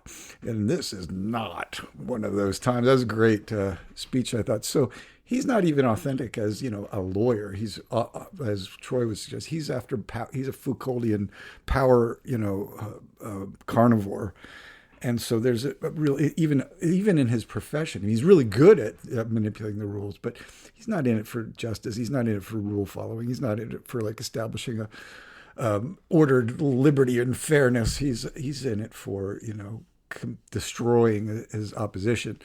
And now that's where like rationality though comes in, because rationality is about, rule following in terms of what's rational to, achieve, even in an instrumental way. But I think the thing about Eros, just to go back to my theme about Eros and Eros, one of its characteristics, I think, is it's not rule following. I mean, Eros is famous for disrupting marriages. I mean, and people doing stupid things. Look at Bill Clinton and Monica Lewinsky. There's no rationality in this. And even in an instrumental sense, that guy can have sex with all kinds of women. So it destroys marriages, it destroys careers, it destroys institutions. Eros is extremely anti-rule following. In fact, it takes pleasure in rule breaking. Think of all these, people want to like have sex in weird places, I had a friend in college. He and his girlfriend would break into people's houses and just have sex in them. They wouldn't steal anything. They would just go in there, have sex on the bed, and then leave. They got a thrill out of that. Why? Because it's risky and it's rule breaking. So I think there's this way in which power and Eros are contrasted with lawfulness and rule following here, and we see that Miles, for all his posturing as a creature of the law, is not at all what that, and I think that speaks to his authenticity. So I don't know. Yeah, that's great nice. points. Yeah, nice. We need to thank our audience. We recently, I'm not making this up. This, as we were having our podcast, I just got an email from our platform Buzzsprout, who is our host. Yes, and I was saving this to send it out to an email to you two, but since the moment arises, we just got a notice that says your podcast has reached 10,000 downloads. Whoa! Wow. Do you have some recorded applause you can insert in here at this point? I do. What? 10,000. 10,000. Wow. Are you reading that right? And I'm sure you got a second notice that said they'll be doubling the fees we have to pay now, right? Oh yeah, they'll be doing no. You're right. That's amazing. Well, I don't know if you can see. yeah, we can sort of that? see 10,000. Well, thank you to everybody who's listening. All 10,000 of you, or all 3,333.3 of you that have downloaded it a certain number of times, or whatever it is. That's great. It's amazing. Wow. So thank you to all our we when we originally started this project, we just thought, who the hell is going to spend a few hours listening to three guys pontificate about the Coen brothers? But apparently there are a few people who want to hear this stuff. So There's a lot of weirdos out there. A lot of weirdos. Can I give a shout out to Al Schwartz, who wrote in a nice fan mail piece to us, and has really got me thinking about the role of debt. Oh yeah, that was an interesting email. Yeah. Yeah, I really appreciate that. But he was talking about both the nemesis, and debt. But it was really debt that got me thinking about this, or not only debt, but to me, I was just thinking like the need for money. I think is a really important theme in their work. So anyway, thanks to Al for that. Nice.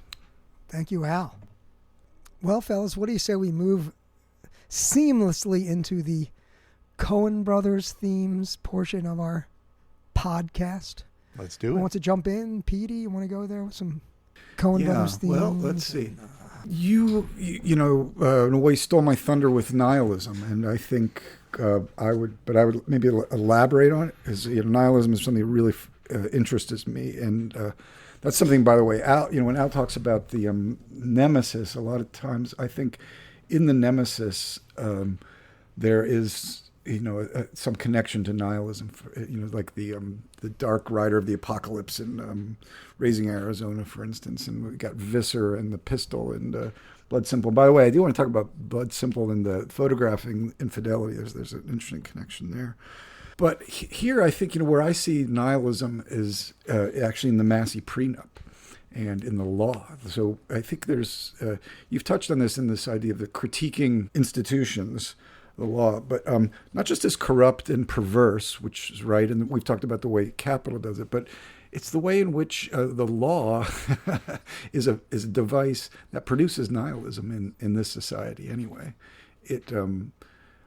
it's used to corrupt marriage. It's used to corrupt desire. It's used to change the the objects to which we aspire, as you were talking about, not just with them in the film, but also some of our students we see that in, where like the goal of life becomes acquisition and dominance rather than virtue and I don't know, a human realization or something like that. And I think, to me, I think when I look at their films, I think what's the location of nihilism here? And to me, it's the Massey prenup kind of symbolizes nihilism in the way that the law is not in our society, and maybe not in capitalist societies generally, what it pretends to be.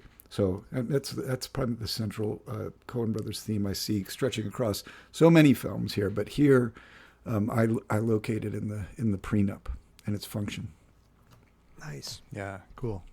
I guess the other thing I would talk about is skepticism with regard to others. I've mentioned this already, so I won't belabor it, but it's just there is this resistance to what I think, let's just say the human condition is the skeptical condition, in the sense that we don't know one another. We can't fully know one another. And so how is it that we can find our way through the world without that absolute knowledge of what others are up to, or even ourselves, frankly, really?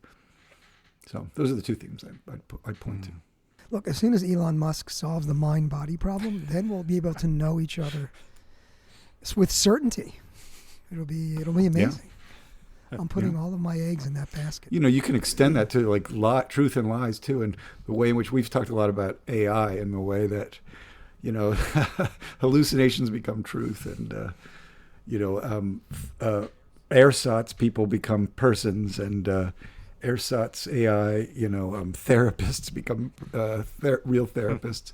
And so, we see, in so many ways where the apparent and the phony and the inauthentic have displaced. And maybe the interesting thing is willingly, we've gone along with it too.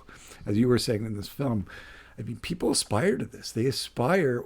You have to ask yourself, why is it people aspire to nihilism? What is it that draws them to something that's as obviously nihilistic as the things that are portrayed in here? So, Thanatos. Yeah.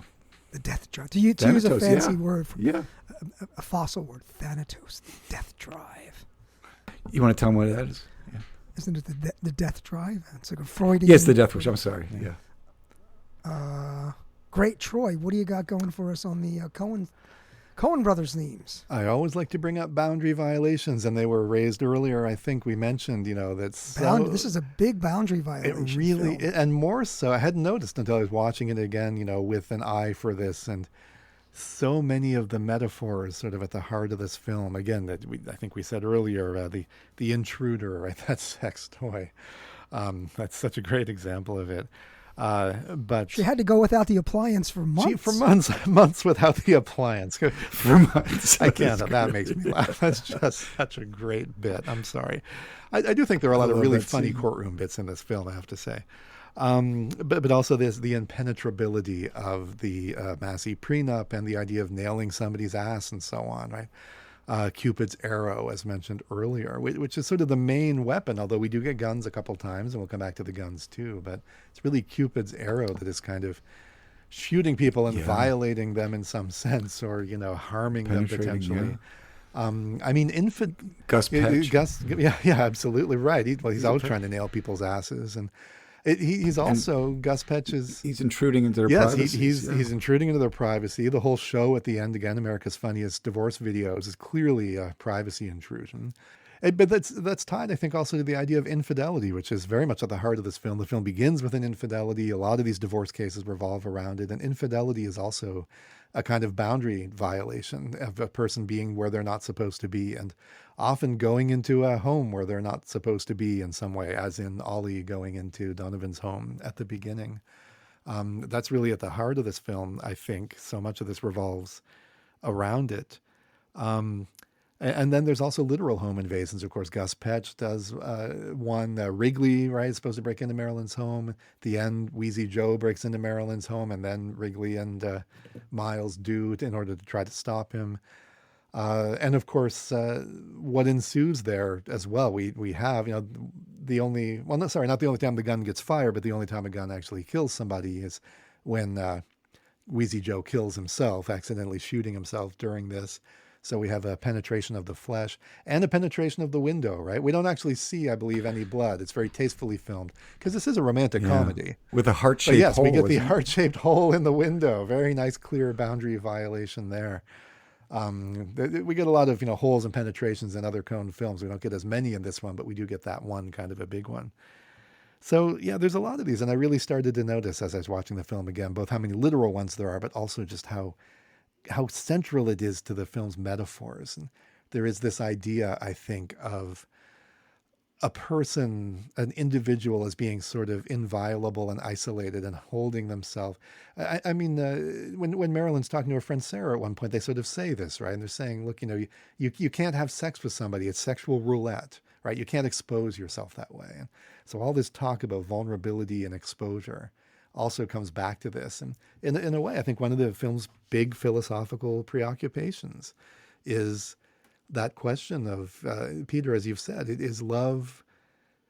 does love require vulnerability and exposure? And if so, how do we attain that in a society and a culture like this? And how do we attain it without putting ourselves at some sort of, really serious risk? Or maybe the risk is just part of life. Maybe that's really what it comes down to. Being vulnerable is really part of being fully human, which I do think, in fact, is one of the things they're getting at. And that connects maybe with another set of themes and also with a couple of their other films, but in particular, It does touch on the fragility of the goodness. fragility of too, goodness. doesn't Very nice. Yes. And, interestingly, that word comes up, right? Miles, after the first time he goes to see Herb Meyerson, and we see what terrible shape Herb is in. We then see Miles sitting at his desk looking really disturbed, and the phone rings and he says something like, "I can't take any calls right now. I'm feeling really fragile." So it's interesting that at that moment, Miles does nice. acknowledge his own fragility and his own vulnerability. I want to connect this with an earlier film, The Hudsucker Proxy. I already mentioned some connections with The Man Who Wasn't There, but I see some connections to The Hudsucker Proxy too. They're both about men who want to be successful in a capitalist culture. In this case, we have one who already is successful by the start of the film. Norval Barnes is aspiring to success, trying to get there. And one of the big questions in a way, but dealt with very differently in the two films, is can they succeed and still hold on to their humanity? Or will it change them in some way, right? So again, we see Norval Barnes trying to do this and risking losing his humanity in the process, becoming a terrible person, becoming more or less another Musburger. Here we have somebody who's already gone through this process and who is already essentially a terrible person because they've succeeded, who seems again to be having these moments of doubt and fragility and vulnerability and so on, thinking, maybe he'll break free of this. Maybe he's seeing that this isn't a good life, right? Maybe he's going to get out of this prison that he's built for himself and confined himself to. And yet at the end, in my reading of the film, he really doesn't. I also noticed when I was thinking about these two films together that both of them have a lot of images of self-harm in one way or another. So Hudsucker Proxy, of course, begins with a suicide and ends with, or close to the end, we have Norval's attempted suicide, which again, in my reading of it, he actually succeeds, although that's not what we see. But suicide, anyway, is clearly central to the film. Here, again, when I started to look for them, there are all sorts of images of self-harm. The most obvious one being Wheezy Joe shooting himself to death. But we also have at the very beginning, we have many instances of people being harmed essentially by their own devices or instruments. We have Donovan being stabbed with his own primetime Emmy in the ass at the very beginning of the film. Miles, of course, his life is threatened by his own hitman. And at other times, he is potentially threatened by the Massey prenup that he himself created. But it got me thinking that there was, again, this big metaphor going on, right? A deeper theme of, and it goes back to this thing that I've mentioned that, yeah, these characters are awful. Yeah, we're supposed to be critical of them, but we're also supposed to, on some level, have sympathy because it's not in a way their fault. They are the victims of this system which they themselves have created, or we are the victims of a system we ourselves have created. We have, by being so rational in a certain sense, and by being intelligent enough to create this very complicated civilization in order to try to keep ourselves safe and decrease anxiety and so on, we've created a kind of prison for ourselves. And we've made it hard to be authentic. And what fascinated me about this, in part, was that as I was thinking about it, it really connects with a lot of themes that we see in Westerns a lot of the time. So many Westerns, so many of the classic Westerns are about this theme of over-civilization and the benefits of civilization being real in terms of safety and so on, security, all that, but the freedom that we give up, right, in order to do it. We have a little town on the frontier and it's being civilized, and the lawmen are coming in and they're driving the criminals out, and in the end the lawmen win. But at what cost, right? Now we're less free than we used to be, right? That's the dilemma that is the driving engine of so many Westerns in conceptual terms. And I feel that here in a very different way. We've got, the law has come in, it's taken over. Everything now is legalistic. Everything is governed by the law. And as a result, human freedom, the ability to have authentic relations with other people, it has dwindled. It's almost impossible now to do it. We're stifled by the law. It's crushing the life out of us. So, which is, very interestingly sort of libertarian kind of reading of the Coens, but I sense it in a number of their films, and I certainly sense it here. I think the Coens are very alive to the dilemma of civilization that Freud, for instance, saw and really wrote about, that it does have its benefits. In some ways, it's necessary. We don't want to remain in the state of nature. And yet, there are good things about being in the state of nature because we really are free there. Civilization, how do you keep it from being repressive? How do you keep it from being stifling? So I think that's really the philosophical dilemma that they're dealing with here. And they're dealing with in many of their films. Now, I think in this one, they're more on one side than the other in a way. What we really see here is the dangers of civilization and not much pointing in the other direction. We're seeing people who are sort of wholly given into it and wholly kind of crushed by it. So we're getting a very bleak, and that's one of the ways in which I think, even though on the surface it's bright, it's funny, whatever, to me it feels like one of their bleaker films. And I think that's part of why. We're not seeing a lot of hope in this film. There's not much sense of an exit or sense of a way out in some way. How do you push back against it? I don't know. How do you avoid becoming Miles? How do you avoid becoming Herb, right? To go back to the theme of nemesis for a second, in a way, Herb is the nemesis here. He's what Miles looks forward to and fears becoming. In the same way that we have the sense that in Raising Arizona, High might become the Dark Rider. That's like a side of him, that in Hudsucker, Norville might become Musburger, and we see him sort of in many ways becoming Musburger. That's nice. Yeah. In so many of these films that are kind of about characters trying to make something of themselves and trying to succeed without losing their humanity again, there is some nemesis, I think, who represents what they could turn into. And we have that here. Do you think there's a shift in nemesis from being Miles' nemesis being Marilyn at first and then becoming I mean, she's an antagonist in a different way, or she's a rival or something. They certainly have. They do battle with each other, but it is sort of the sort of honorable battle, between people that in the end, it's the kind of thing you see in romantic comedies and so on. He doesn't fear becoming her, so she would be a different kind of, it's an interesting film in that there is no villain, exactly. Well, remember, there's that, prescient or whatever flight attendant who talks about who wins and loses. And, when she says to Marilyn, oh, you lost. She won, but she says, yeah, you're right, I lost. And so, you get this shift going on there from... that is a little interesting bit, isn't it? And she was right that Miles would win because eventually he did in a sense, and yet I think in a deeper sense he loses. And I think in a deeper sense they all lose, but there is a sense in which Marilyn does win. Maybe she really does have a change of heart. It's really hard to say in her case, I really don't think Miles does. I don't know about Marilyn, but she does seem genuinely unhappy at least. But my sense, and again, I'm maybe more pessimistic, is that both of them are genuinely unhappy and they never really find a way out. And I think, again, that's what that last scene is doing for us. It's telling us that they think they found a way out. That is the mythos of the romantic comedy. We're supposed to think that, right? At the end, the people achieve true happiness by getting together and forgiving each other. But A, they should not be able to forgive each other for the things that they have done. And so that's crap. And B, the marriage is based on crap. And so they haven't found an escape. They think they're going to be happy. We're supposed to believe that as the audience of a romantic comedy. Right. But of course they're not going to be. Nothing really has changed. But there's the pitter-patter of lawyers. The pitter-patter of lawyers is what they're going to be hearing their whole lives. And that is not a pleasant pitter-patter. So I think an adjacent point to what you're making is the Edith Piaf. Remember, she's sitting by the pool with Sarah Sorkin, and they're playing Edith Piaf. And no regret, Rihanna. But they're full of regrets. But she does They're regret. always going to be full of regrets. They don't know how to live a life that they don't regret. That's, at the end of the day, that's what dooms them. So, Yeah, so those are some themes I saw from earlier Coen films coming back here, being dealt with in a very different way and in a sort of very different tonal register and so on. And yet it still, after thinking about it, felt more continuous with the earlier work than I originally had thought it was. Nice. I want to just introduce just a few Coen themes. What it is to be a man, what it is to be a woman, feminism and masculinity. The question of masculinity here.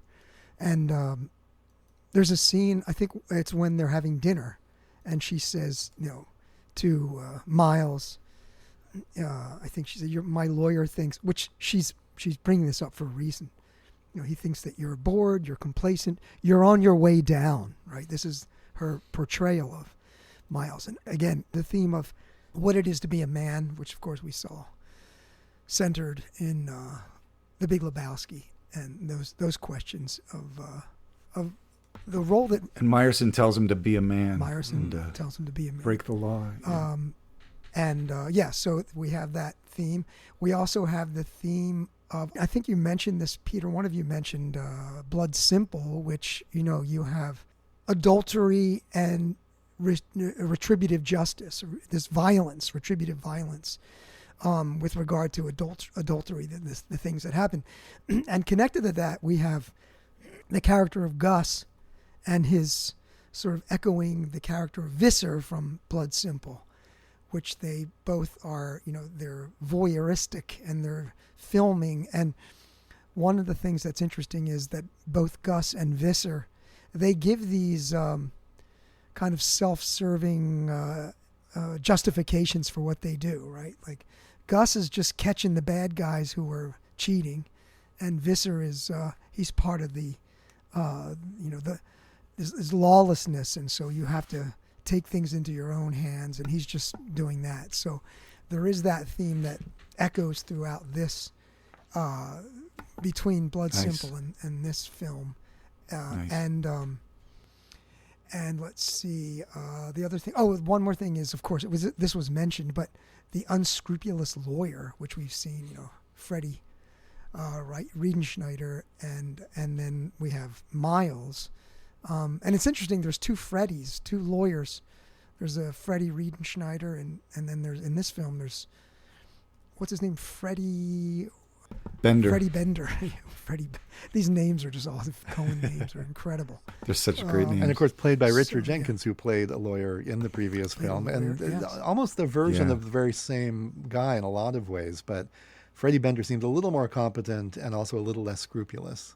Yeah. So and also the stalking, which connects to Visser, but thinking about when they show Wheezy Joe stalking Marilyn. So there is this kind of, and this would go to Troy, your kind of invasion thing, but that theme, the Coens, they love this kind of invasion motif. And the last thing I think is critique of Hollywood, which we see in this film, we see in Barton Fink, we're going to see in Hail Caesar. The Coens, they give us a dark interpretation of Hollywood is rarely presented as or something that has any kind of moral integrity. And L.A. in this case, L.A.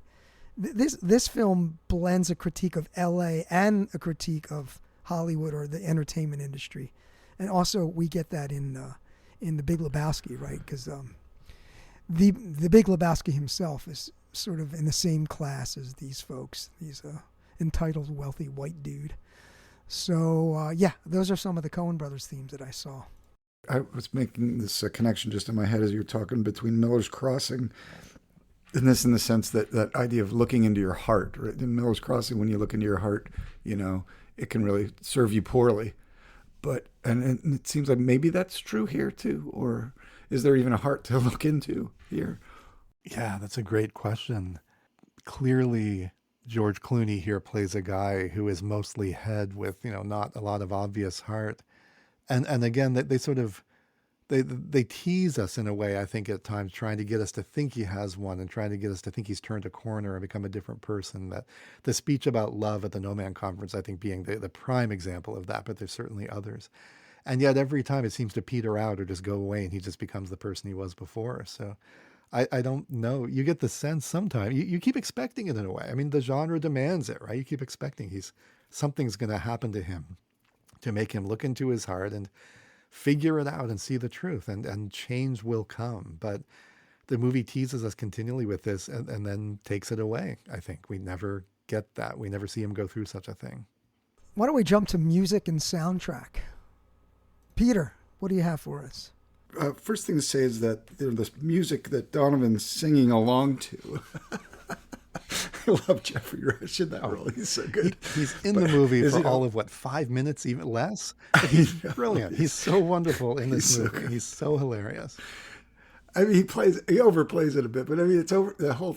So much is overplayed. It's great. At any rate, he's singing along to Simon & Garfunkel's song "The Boxer," and the song is about selling out. I mean, he says, I squandered my resistance for a pocket full of mumbles, right? And you look at him; he's got a ponytail, and but he's driving this Jag, and so you're thinking like this guy is a sellout. He's sold out, and he's also suggesting kind of innocence when did you notice he says instead of the whores on 7th Avenue, he says the gals on 7th Avenue. He's weirdly prudish, isn't he? He won't say, he's alone in his car and he still won't say the word whores. He says those gals on 7th Avenue. It's so great. I love that little touch. That was a very nice writing touch. But the song, the in the chorus you get lie la lie, lie la lie lie lie lie lie. So they're announcing that lies are important. And if you think that's a bit of a stretch, I'm going to stretch it a little bit more. When you find Ollie Ollerud's van in the driveway, it says the slogan is, I love, first of all, there's a Nader sticker on it. That was a nice little touch too. But it says, Ollie'll fix it. But that's very close to saying a lie will fix it. A lie will fix it. And, nice. We're encountering straight away his wife when he finds Bonnie upstairs, little Scottish lassie, Bonnie, and she starts lying right away. And she responds to his, of course, accusations with an ass raping. She nails his ass with his daytime, achievement award. So I think, that that already says that we're dealing with lies and selling out and, for money. Then when you get into the animation, it's that ambiguity about Eros. If you look at the hearts, some of them are bleeding, some are being stitched back together. Some of those arrows are, they're leading people to fall in love, and some of them are dangerous, kind of, weaponized arrows. And so we see very clearly that this is not going to be, I think if you look at that animation, it tells you right away, this is not your standard love story. This is about love. It's a much more complicated thing, and something that can be weaponized, something that leads to bleeding and tearing, but not only. And that's the two-sidedness of Eros and Eris that I think we see right in there. So that's my sort of summary about how what you see right away in those first opening things. It tells you what's coming: the selling out, the lies, and the ambiguities about Eros. And if I might add to the bit about the animation, it ends, if I'm recalling correctly, with what looks like a love letter, but then it unfolds into a prenup, right, or a legal document. And yes. So there's this nice thing going on that I think is very much a motif for the entire film, of the thing that looks like love on the surface and that looks like romance. Yeah. And then if you scratch the surface, you find out that actually it's something else entirely. There's almost a Nietzschean genealogy thing going on here. And, what's the genealogy of love? What lies beneath the nice romantic surface of love? Right. And I think we get a version of that in the first few seconds, which I'll come back to. And I think it gets reiterated again in the last few moments of the film. You're so right. They do this over and over, and it's really very clever. Well, we see the cherub later, too, in the bedroom in the Las Vegas hotel, with it pointing right at the sitting duck, and right. So we're reminded when you see that cherub is a hunter, as well. And that arrow that Cupid is always pointing at people, that goes back again to the impenetrability and nailing your ass and all the vulnerability and so on, right? That's the violated borders we're talking about. Yeah, that's the main weapon here. Even the teeth that when we first see George Clooney, they're already announcing something too, because not just Mac the knife, I think that's a clear reference there too, but we see later Meyerson's teeth, And this guy, he's like practically a skull the way they flash the lights with him, and it's linking Clooney to Meyerson right away. You think you're going to see handsome George Clooney, even when he's in the car and he's driving along right after that, and he's on the phone. Really, what you see mostly, I don't know how they did it, but it's his teeth. His teeth are what's really there. Yeah, there's two shots very early in the film where he's getting him cleaned, and then in the car where they really emphasize his teeth. And of course, when he sits down with Marilyn for their dinner, he says, "You're a carnivore," right? They're both carnivores. They're both people who bite for a living and bite others and ferociously attack, and they're compared to animals. They're predators. And so on. They're predators, exactly. Right. And we mentioned briefly, but I'll just reiterate, "Suspicious Minds" of Elvis Presley's song that's plays during the opening animation. I think that is really important. This idea of suspecting other people, doubting other people, and not suspecting other people. When the film ends, you get Bill Brunzi's "Glory of Love," and so you have to ask yourself, we've moved from Suspicious Minds to the Glory of Love. Is there a bit of progress in that, or is that meant to be ironic? And I think part of the irony for me was in this. The other use of that's evident is in the other use of a Simon and Garfunkel song, which is "April Comes, She Will." And I thought it's a beautiful song, really, and it really fit there. I love the priest with the guitar. That was so classic. But whenever I hear about April, I always think of T.S. Eliot's, I think it's The Wasteland, where he says, "April is the cruelest month." And there's something, I think the reason Eliot says that is that wars often resume or start in April because it's after winter.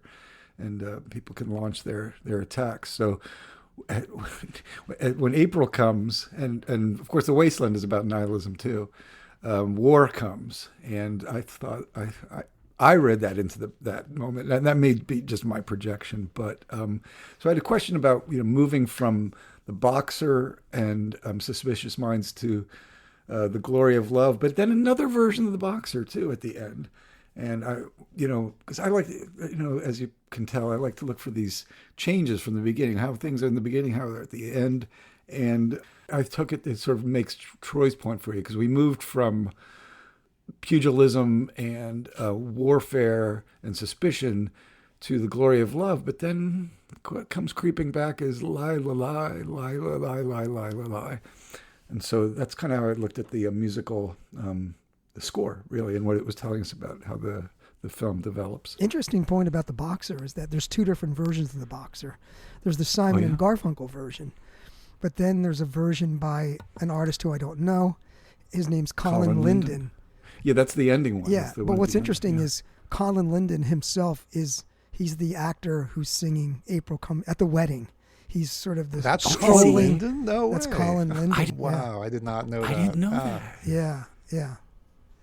Interesting little thing. So they have great. two versions of the Boxer. And also, if I may, just quickly, since we're talking about the Boxer and "April Come She Will," there is the... you can't ignore the Graduate, the connection, the Graduate connection, the Simon and Garfunkel. No, that's a good point. The sort of the wayward love, the marriage at the end is like, what's it really all about, Yeah. Anyway, sorry to derail the... No, I don't think that's music. Derailing at all. And I think, look, the Simon and Garfunkel thing here is really important, right? Because "Bridge Over Troubled Waters" in here somewhere too. Are they playing that at the wedding? Is that where we hear a version of that? Yeah. So there's 3 Simon and Garfunkel songs. Every one of them in some way is corrupted, right? Like we don't get to hear just the song. So the "Bridge Over Troubled Waters," sort of a cheesy Muzak version kind of during the wedding. "April Come She Will" is sung by this priest who it turns out is not even presumably really a priest. He's just an actor. The whole wedding is a fake, right? And it's a little cheesy too, the way he's singing. It's pretty, it's nice, but it's also a little cheesy. And the silly vows and stuff, And then of course the Boxer, that starts off the film. And I think the first few seconds of this film are so brilliantly done, because we get those opening, they really are. Like we get just the very beginning instrumental, with no accompaniment. We don't see anything else For a few seconds, this film is simply a beautiful film because we hear this beautiful music. And I think that Simon and Garfunkel music essentially in this film represents beauty corrupted. Because, this is not a depiction of a thoroughly evil world. It's a depiction of a world in which good has been corrupted. And that's what we get. So we get that opening instrumental just for a few seconds. Then suddenly we're in LA. We see Donovan driving along. We hear him singing along with the song and just completely ruining it. And I've got to say, and again, this goes partly the direction, but also to Jeffrey Rush and what a great actor he is. I would be hard pressed to think of a case where a character was more immediately fully present to the audience, where you just immediately knew who he was, right? Like just a couple seconds is all it takes to see this guy and hear the way he's singing along to the song, changing the lyrics, as we've mentioned, making these sound effects and so on. Like it is so utterly ridiculous. And he's so clearly self-satisfied, so clearly pleased with himself that we immediately know who this is. So it's a great character introduction. But beyond that, it's doing the thing this movie does so well, again, of taking something lovely and just spinning it in this awful direction and showing it being corrupted, and within a few seconds almost we get that. And again, it's how the film ends, I think, because it gives us the nice little moment between them. They're in love, they're kissing, blah, blah. And then it cuts to America's Funniest Divorce Videos. Like the film makes this move a number of times. And I think it's quite clever. But I think that the choice of Simon and Garfunkel music, 3 different songs, 3 different really beautiful songs, each one of them presented in a way that is in some sense corrupted and distorted, I think really thematically is significant for that. I think another way in which it's the boxer in particular is corrupted is there's a way to look at the boxer as a sort of pugilistic, if you will, as a reflection of this is their what he does for a living. Miles, he's a fighter. He doesn't fight for truth and justice. He fights to win, right, to defeat his enemies. So there's a sense in which the boxer opening the film is very appropriate because it is about these warriors who fight to the death. And it is about selling out, too, yeah. Yeah. A man hears what he wants to hear and disregards. Yeah, that's right. That's good. So even within the song itself, there's this kind of tension between the really beautiful music and then the lyrics, which have a really dark edge to them. And the only other thing I want to say about the music is I think Carter Burwell's, the piece on the soundtrack album, which I don't know, but I looked it up. The piece is titled Love is Good, which is when that is when Miles is at the No Man conference. And it's so appropriately saccharine.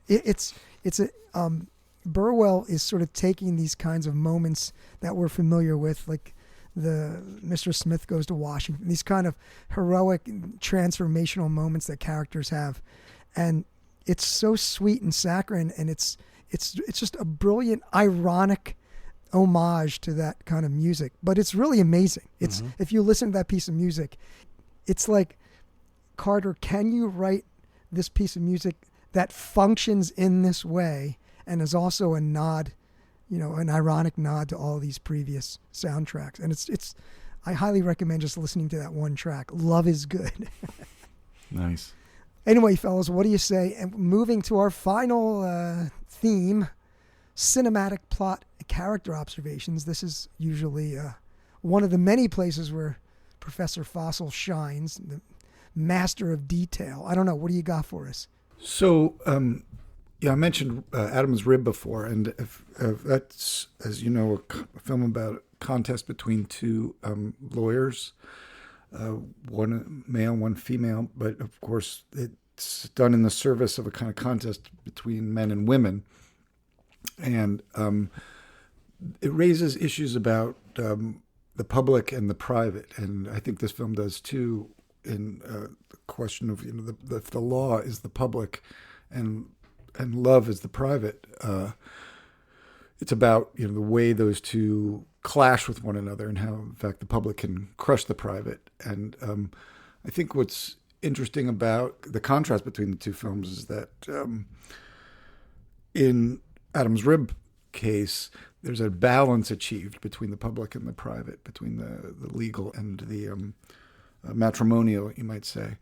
Whereas here, it's not clear whether balance has been achieved, except that maybe in the sense that they're leaving the context of law, but they're not really at the end. And so I feel like this film, in comparison to the Spencer Tracy, Katharine Hepburn film, problematizes or questions whether that kind of balance could be achieved, and that's sort of one of the bits. I would also point to, as I said, The Lady Eve as a film about the gaining in virtue of those who are at first trying to dig and steal from one another. Maybe, but as we've gone through all the back and forth about that. So, all I would say here is that there's just certain moments of the film that I think are really interesting. A lot of people have sort of doused the idea that there's really fine acting in the film, but I don't think so. I think some really subtle things that go on between. I'm when I look at films about the people who are in love with each other, you have to always ask yourself, is there really any chemistry there? And I really felt a kind of chemistry here. That the scene they use in the credits, the trailers, about where Massey kind of pins Marilyn against the wall and asks her to dump Doyle and go off with me. I really liked that moment, and I think all their exchanges in the boardrooms or the conference rooms are really charged too, and I loved the way they do that. I love the way that the Coens also would introduce dark humor here and there. I mean, even like the guy who shoots himself in the head. I mean, it comes off as both dark and as humorous, and and of course, perversion is raised with the issue, the intruder in that case there, and I thought it was just such wonderful casting where they, especially the wife in that case, I've forgotten the actress's name, but she's just such a great job. So she starts talking about the device, and I think, are we going to see a device like that in Burn After Reading? Right. We will see that. Yeah. So, I think that's coming. So I loved how they're able to, they have this brilliance in being able to use the dark in ways that doesn't go too dark. They really have a beautiful way of tempering the dark with the comedic in this film, and I think of creating an interesting charge between the characters, such that I found it convincing when Marilyn was expressing, like, I think when she's with Sarah and she says, I hope he's not too upset or something like that. Sarah's like, don't even think about it. I think they really there's a lot of nuance in her performance there. She's not just the kind of, when I think about Katharine Hepburn, for instance, in The Philadelphia Story, that's a film, interestingly, about, I think, faith and faithlessness. The main character's running off with on her wedding night with Jimmy Stewart. And then the reactions of people after that, I think, are really, revealing about how one deals with human weakness and infidelity.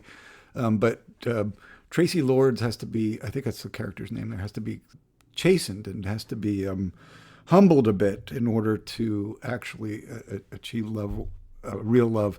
Here, the softness emerges more subtly, I think, in Marilyn's character. And I thought Catherine Zeta-Jones does just a really fine job of having that emerge in her in a way that preserved the kind of chemistry between her and Clooney. So, yeah, those are some of the things I'd point to about the cinematic dimensions of it.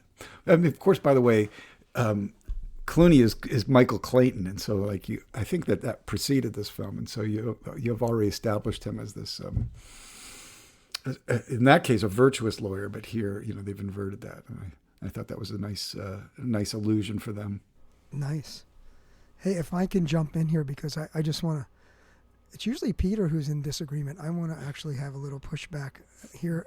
First of all, before I get to my details of cinematic plot character observations, Peter, I can't tell you how diametrically different my interpretation was. I thought that George Clooney and Catherine Zeta-Jones, two of the most beautiful humans ever to exist, had absolutely no chemistry whatsoever. There was no believability. Okay. They had no. I thought Catherine Zeta-Jones, for all of her beauty, had no sizzle, no spark it was I couldn't even believe it. So Okay. that was one aspect. When I heard you say that, I thought, wait, were we watching the same film? You know, you could probably just put a still up there on the screen for me, and I'd find her sizzling. So. No, I mean, no. She, It's fair enough. as I said, she's one of the most beautiful actresses. But yeah, I don't know how the hell. I mean, anyway, that was my. The other thing is going back to something else you said is. So you're wondering, why is Wheezy Joe, and why are they doing this thing every 5 seconds? He has to use an inhaler and stuff. And so then the payoff, and I use that pejoratively, is that he confuses the inhaler with the gun. Yeah.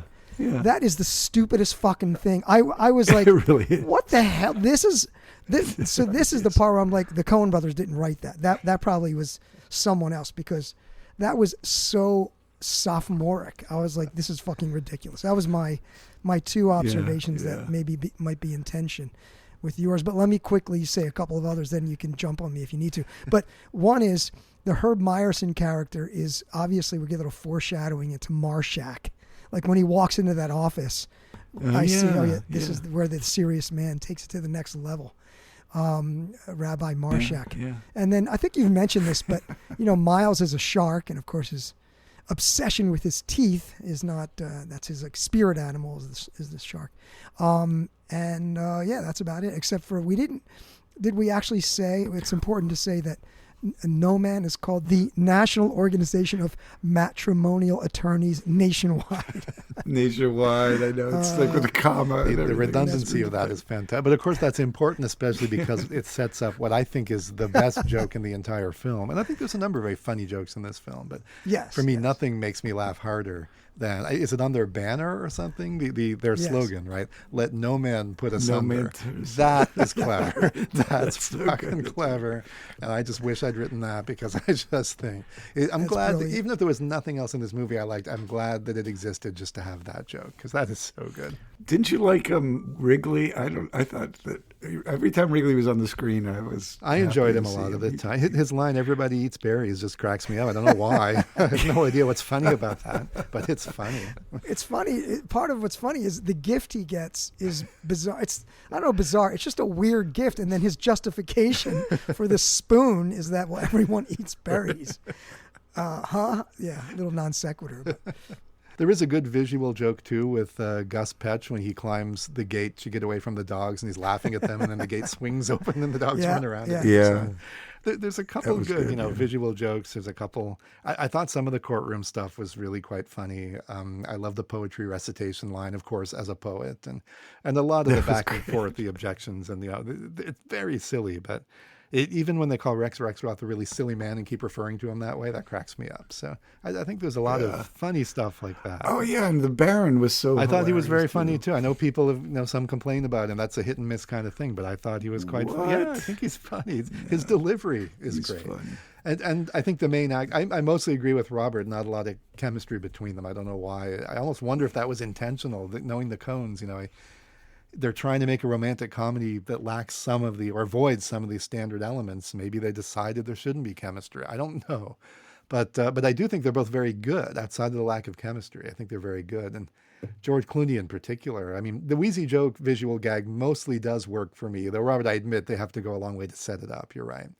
But it works partly because of George Clooney's facial expression in response when he realizes what has happened. He just looks so ridiculous. And that makes me laugh. So, and I like there's a lot of wacky. There's some slapstick. There's some good slapstick in there. When they spray each other with the spray. Yes, that's right. That's hilarious. That's hilarious. And it's good to see slapstick. I mean, from Clooney, he pulls it off partly because you don't think of him that way in his other roles. It's like when they get Brad Pitt to be really funny in Burn After Reading. It's an actor that doesn't do this stuff. You don't think of him that way. Very good looking, sex symbol, whatever. And now they're doing this really silly Three Stooges type stuff. And it actually, Clooney absolutely. is great comic timing. He's fantastic. He's really so funny. Yeah. Did you notice that the judge has the same name as the black woman in Lady Killers? I did wonder about that. I don't know what that's about. But. Munson, right? Marva Munson or Martha Munson? Marva Munson. Yeah. Marva Munson. Yeah. I'll allow it, I guess. Here's another question I have for you guys. Playing it again, I just played the first few minutes. even before those notes from the boxer, the very first things you hear are some ocean sounds and a dog barking. What is that about? And I have no idea what that could possibly be about. Barton Fink, maybe? Yeah, the ocean sounds made me think of Barton Fink, which is an interesting, both LA movies, very different films, obviously, but and then the dog barking. There are dogs in this movie. Maryland has a lot of dogs here and there, including the Dobermans, right? Right. And then the rented poodles. One of the critics I listened to said that they thought this film was like Barton Fink's Sellout script. Yeah. That's what happens. For me, I think I've watched it again now a couple of times, and I like it more. I think the script is actually quite good and very clever. The main thing it's missing for me in terms of Coen films is the visuals. Their films are generally so visually striking, and they've got images I'll just never forget. And this film, it feels like doesn't really have that. There's no image in here.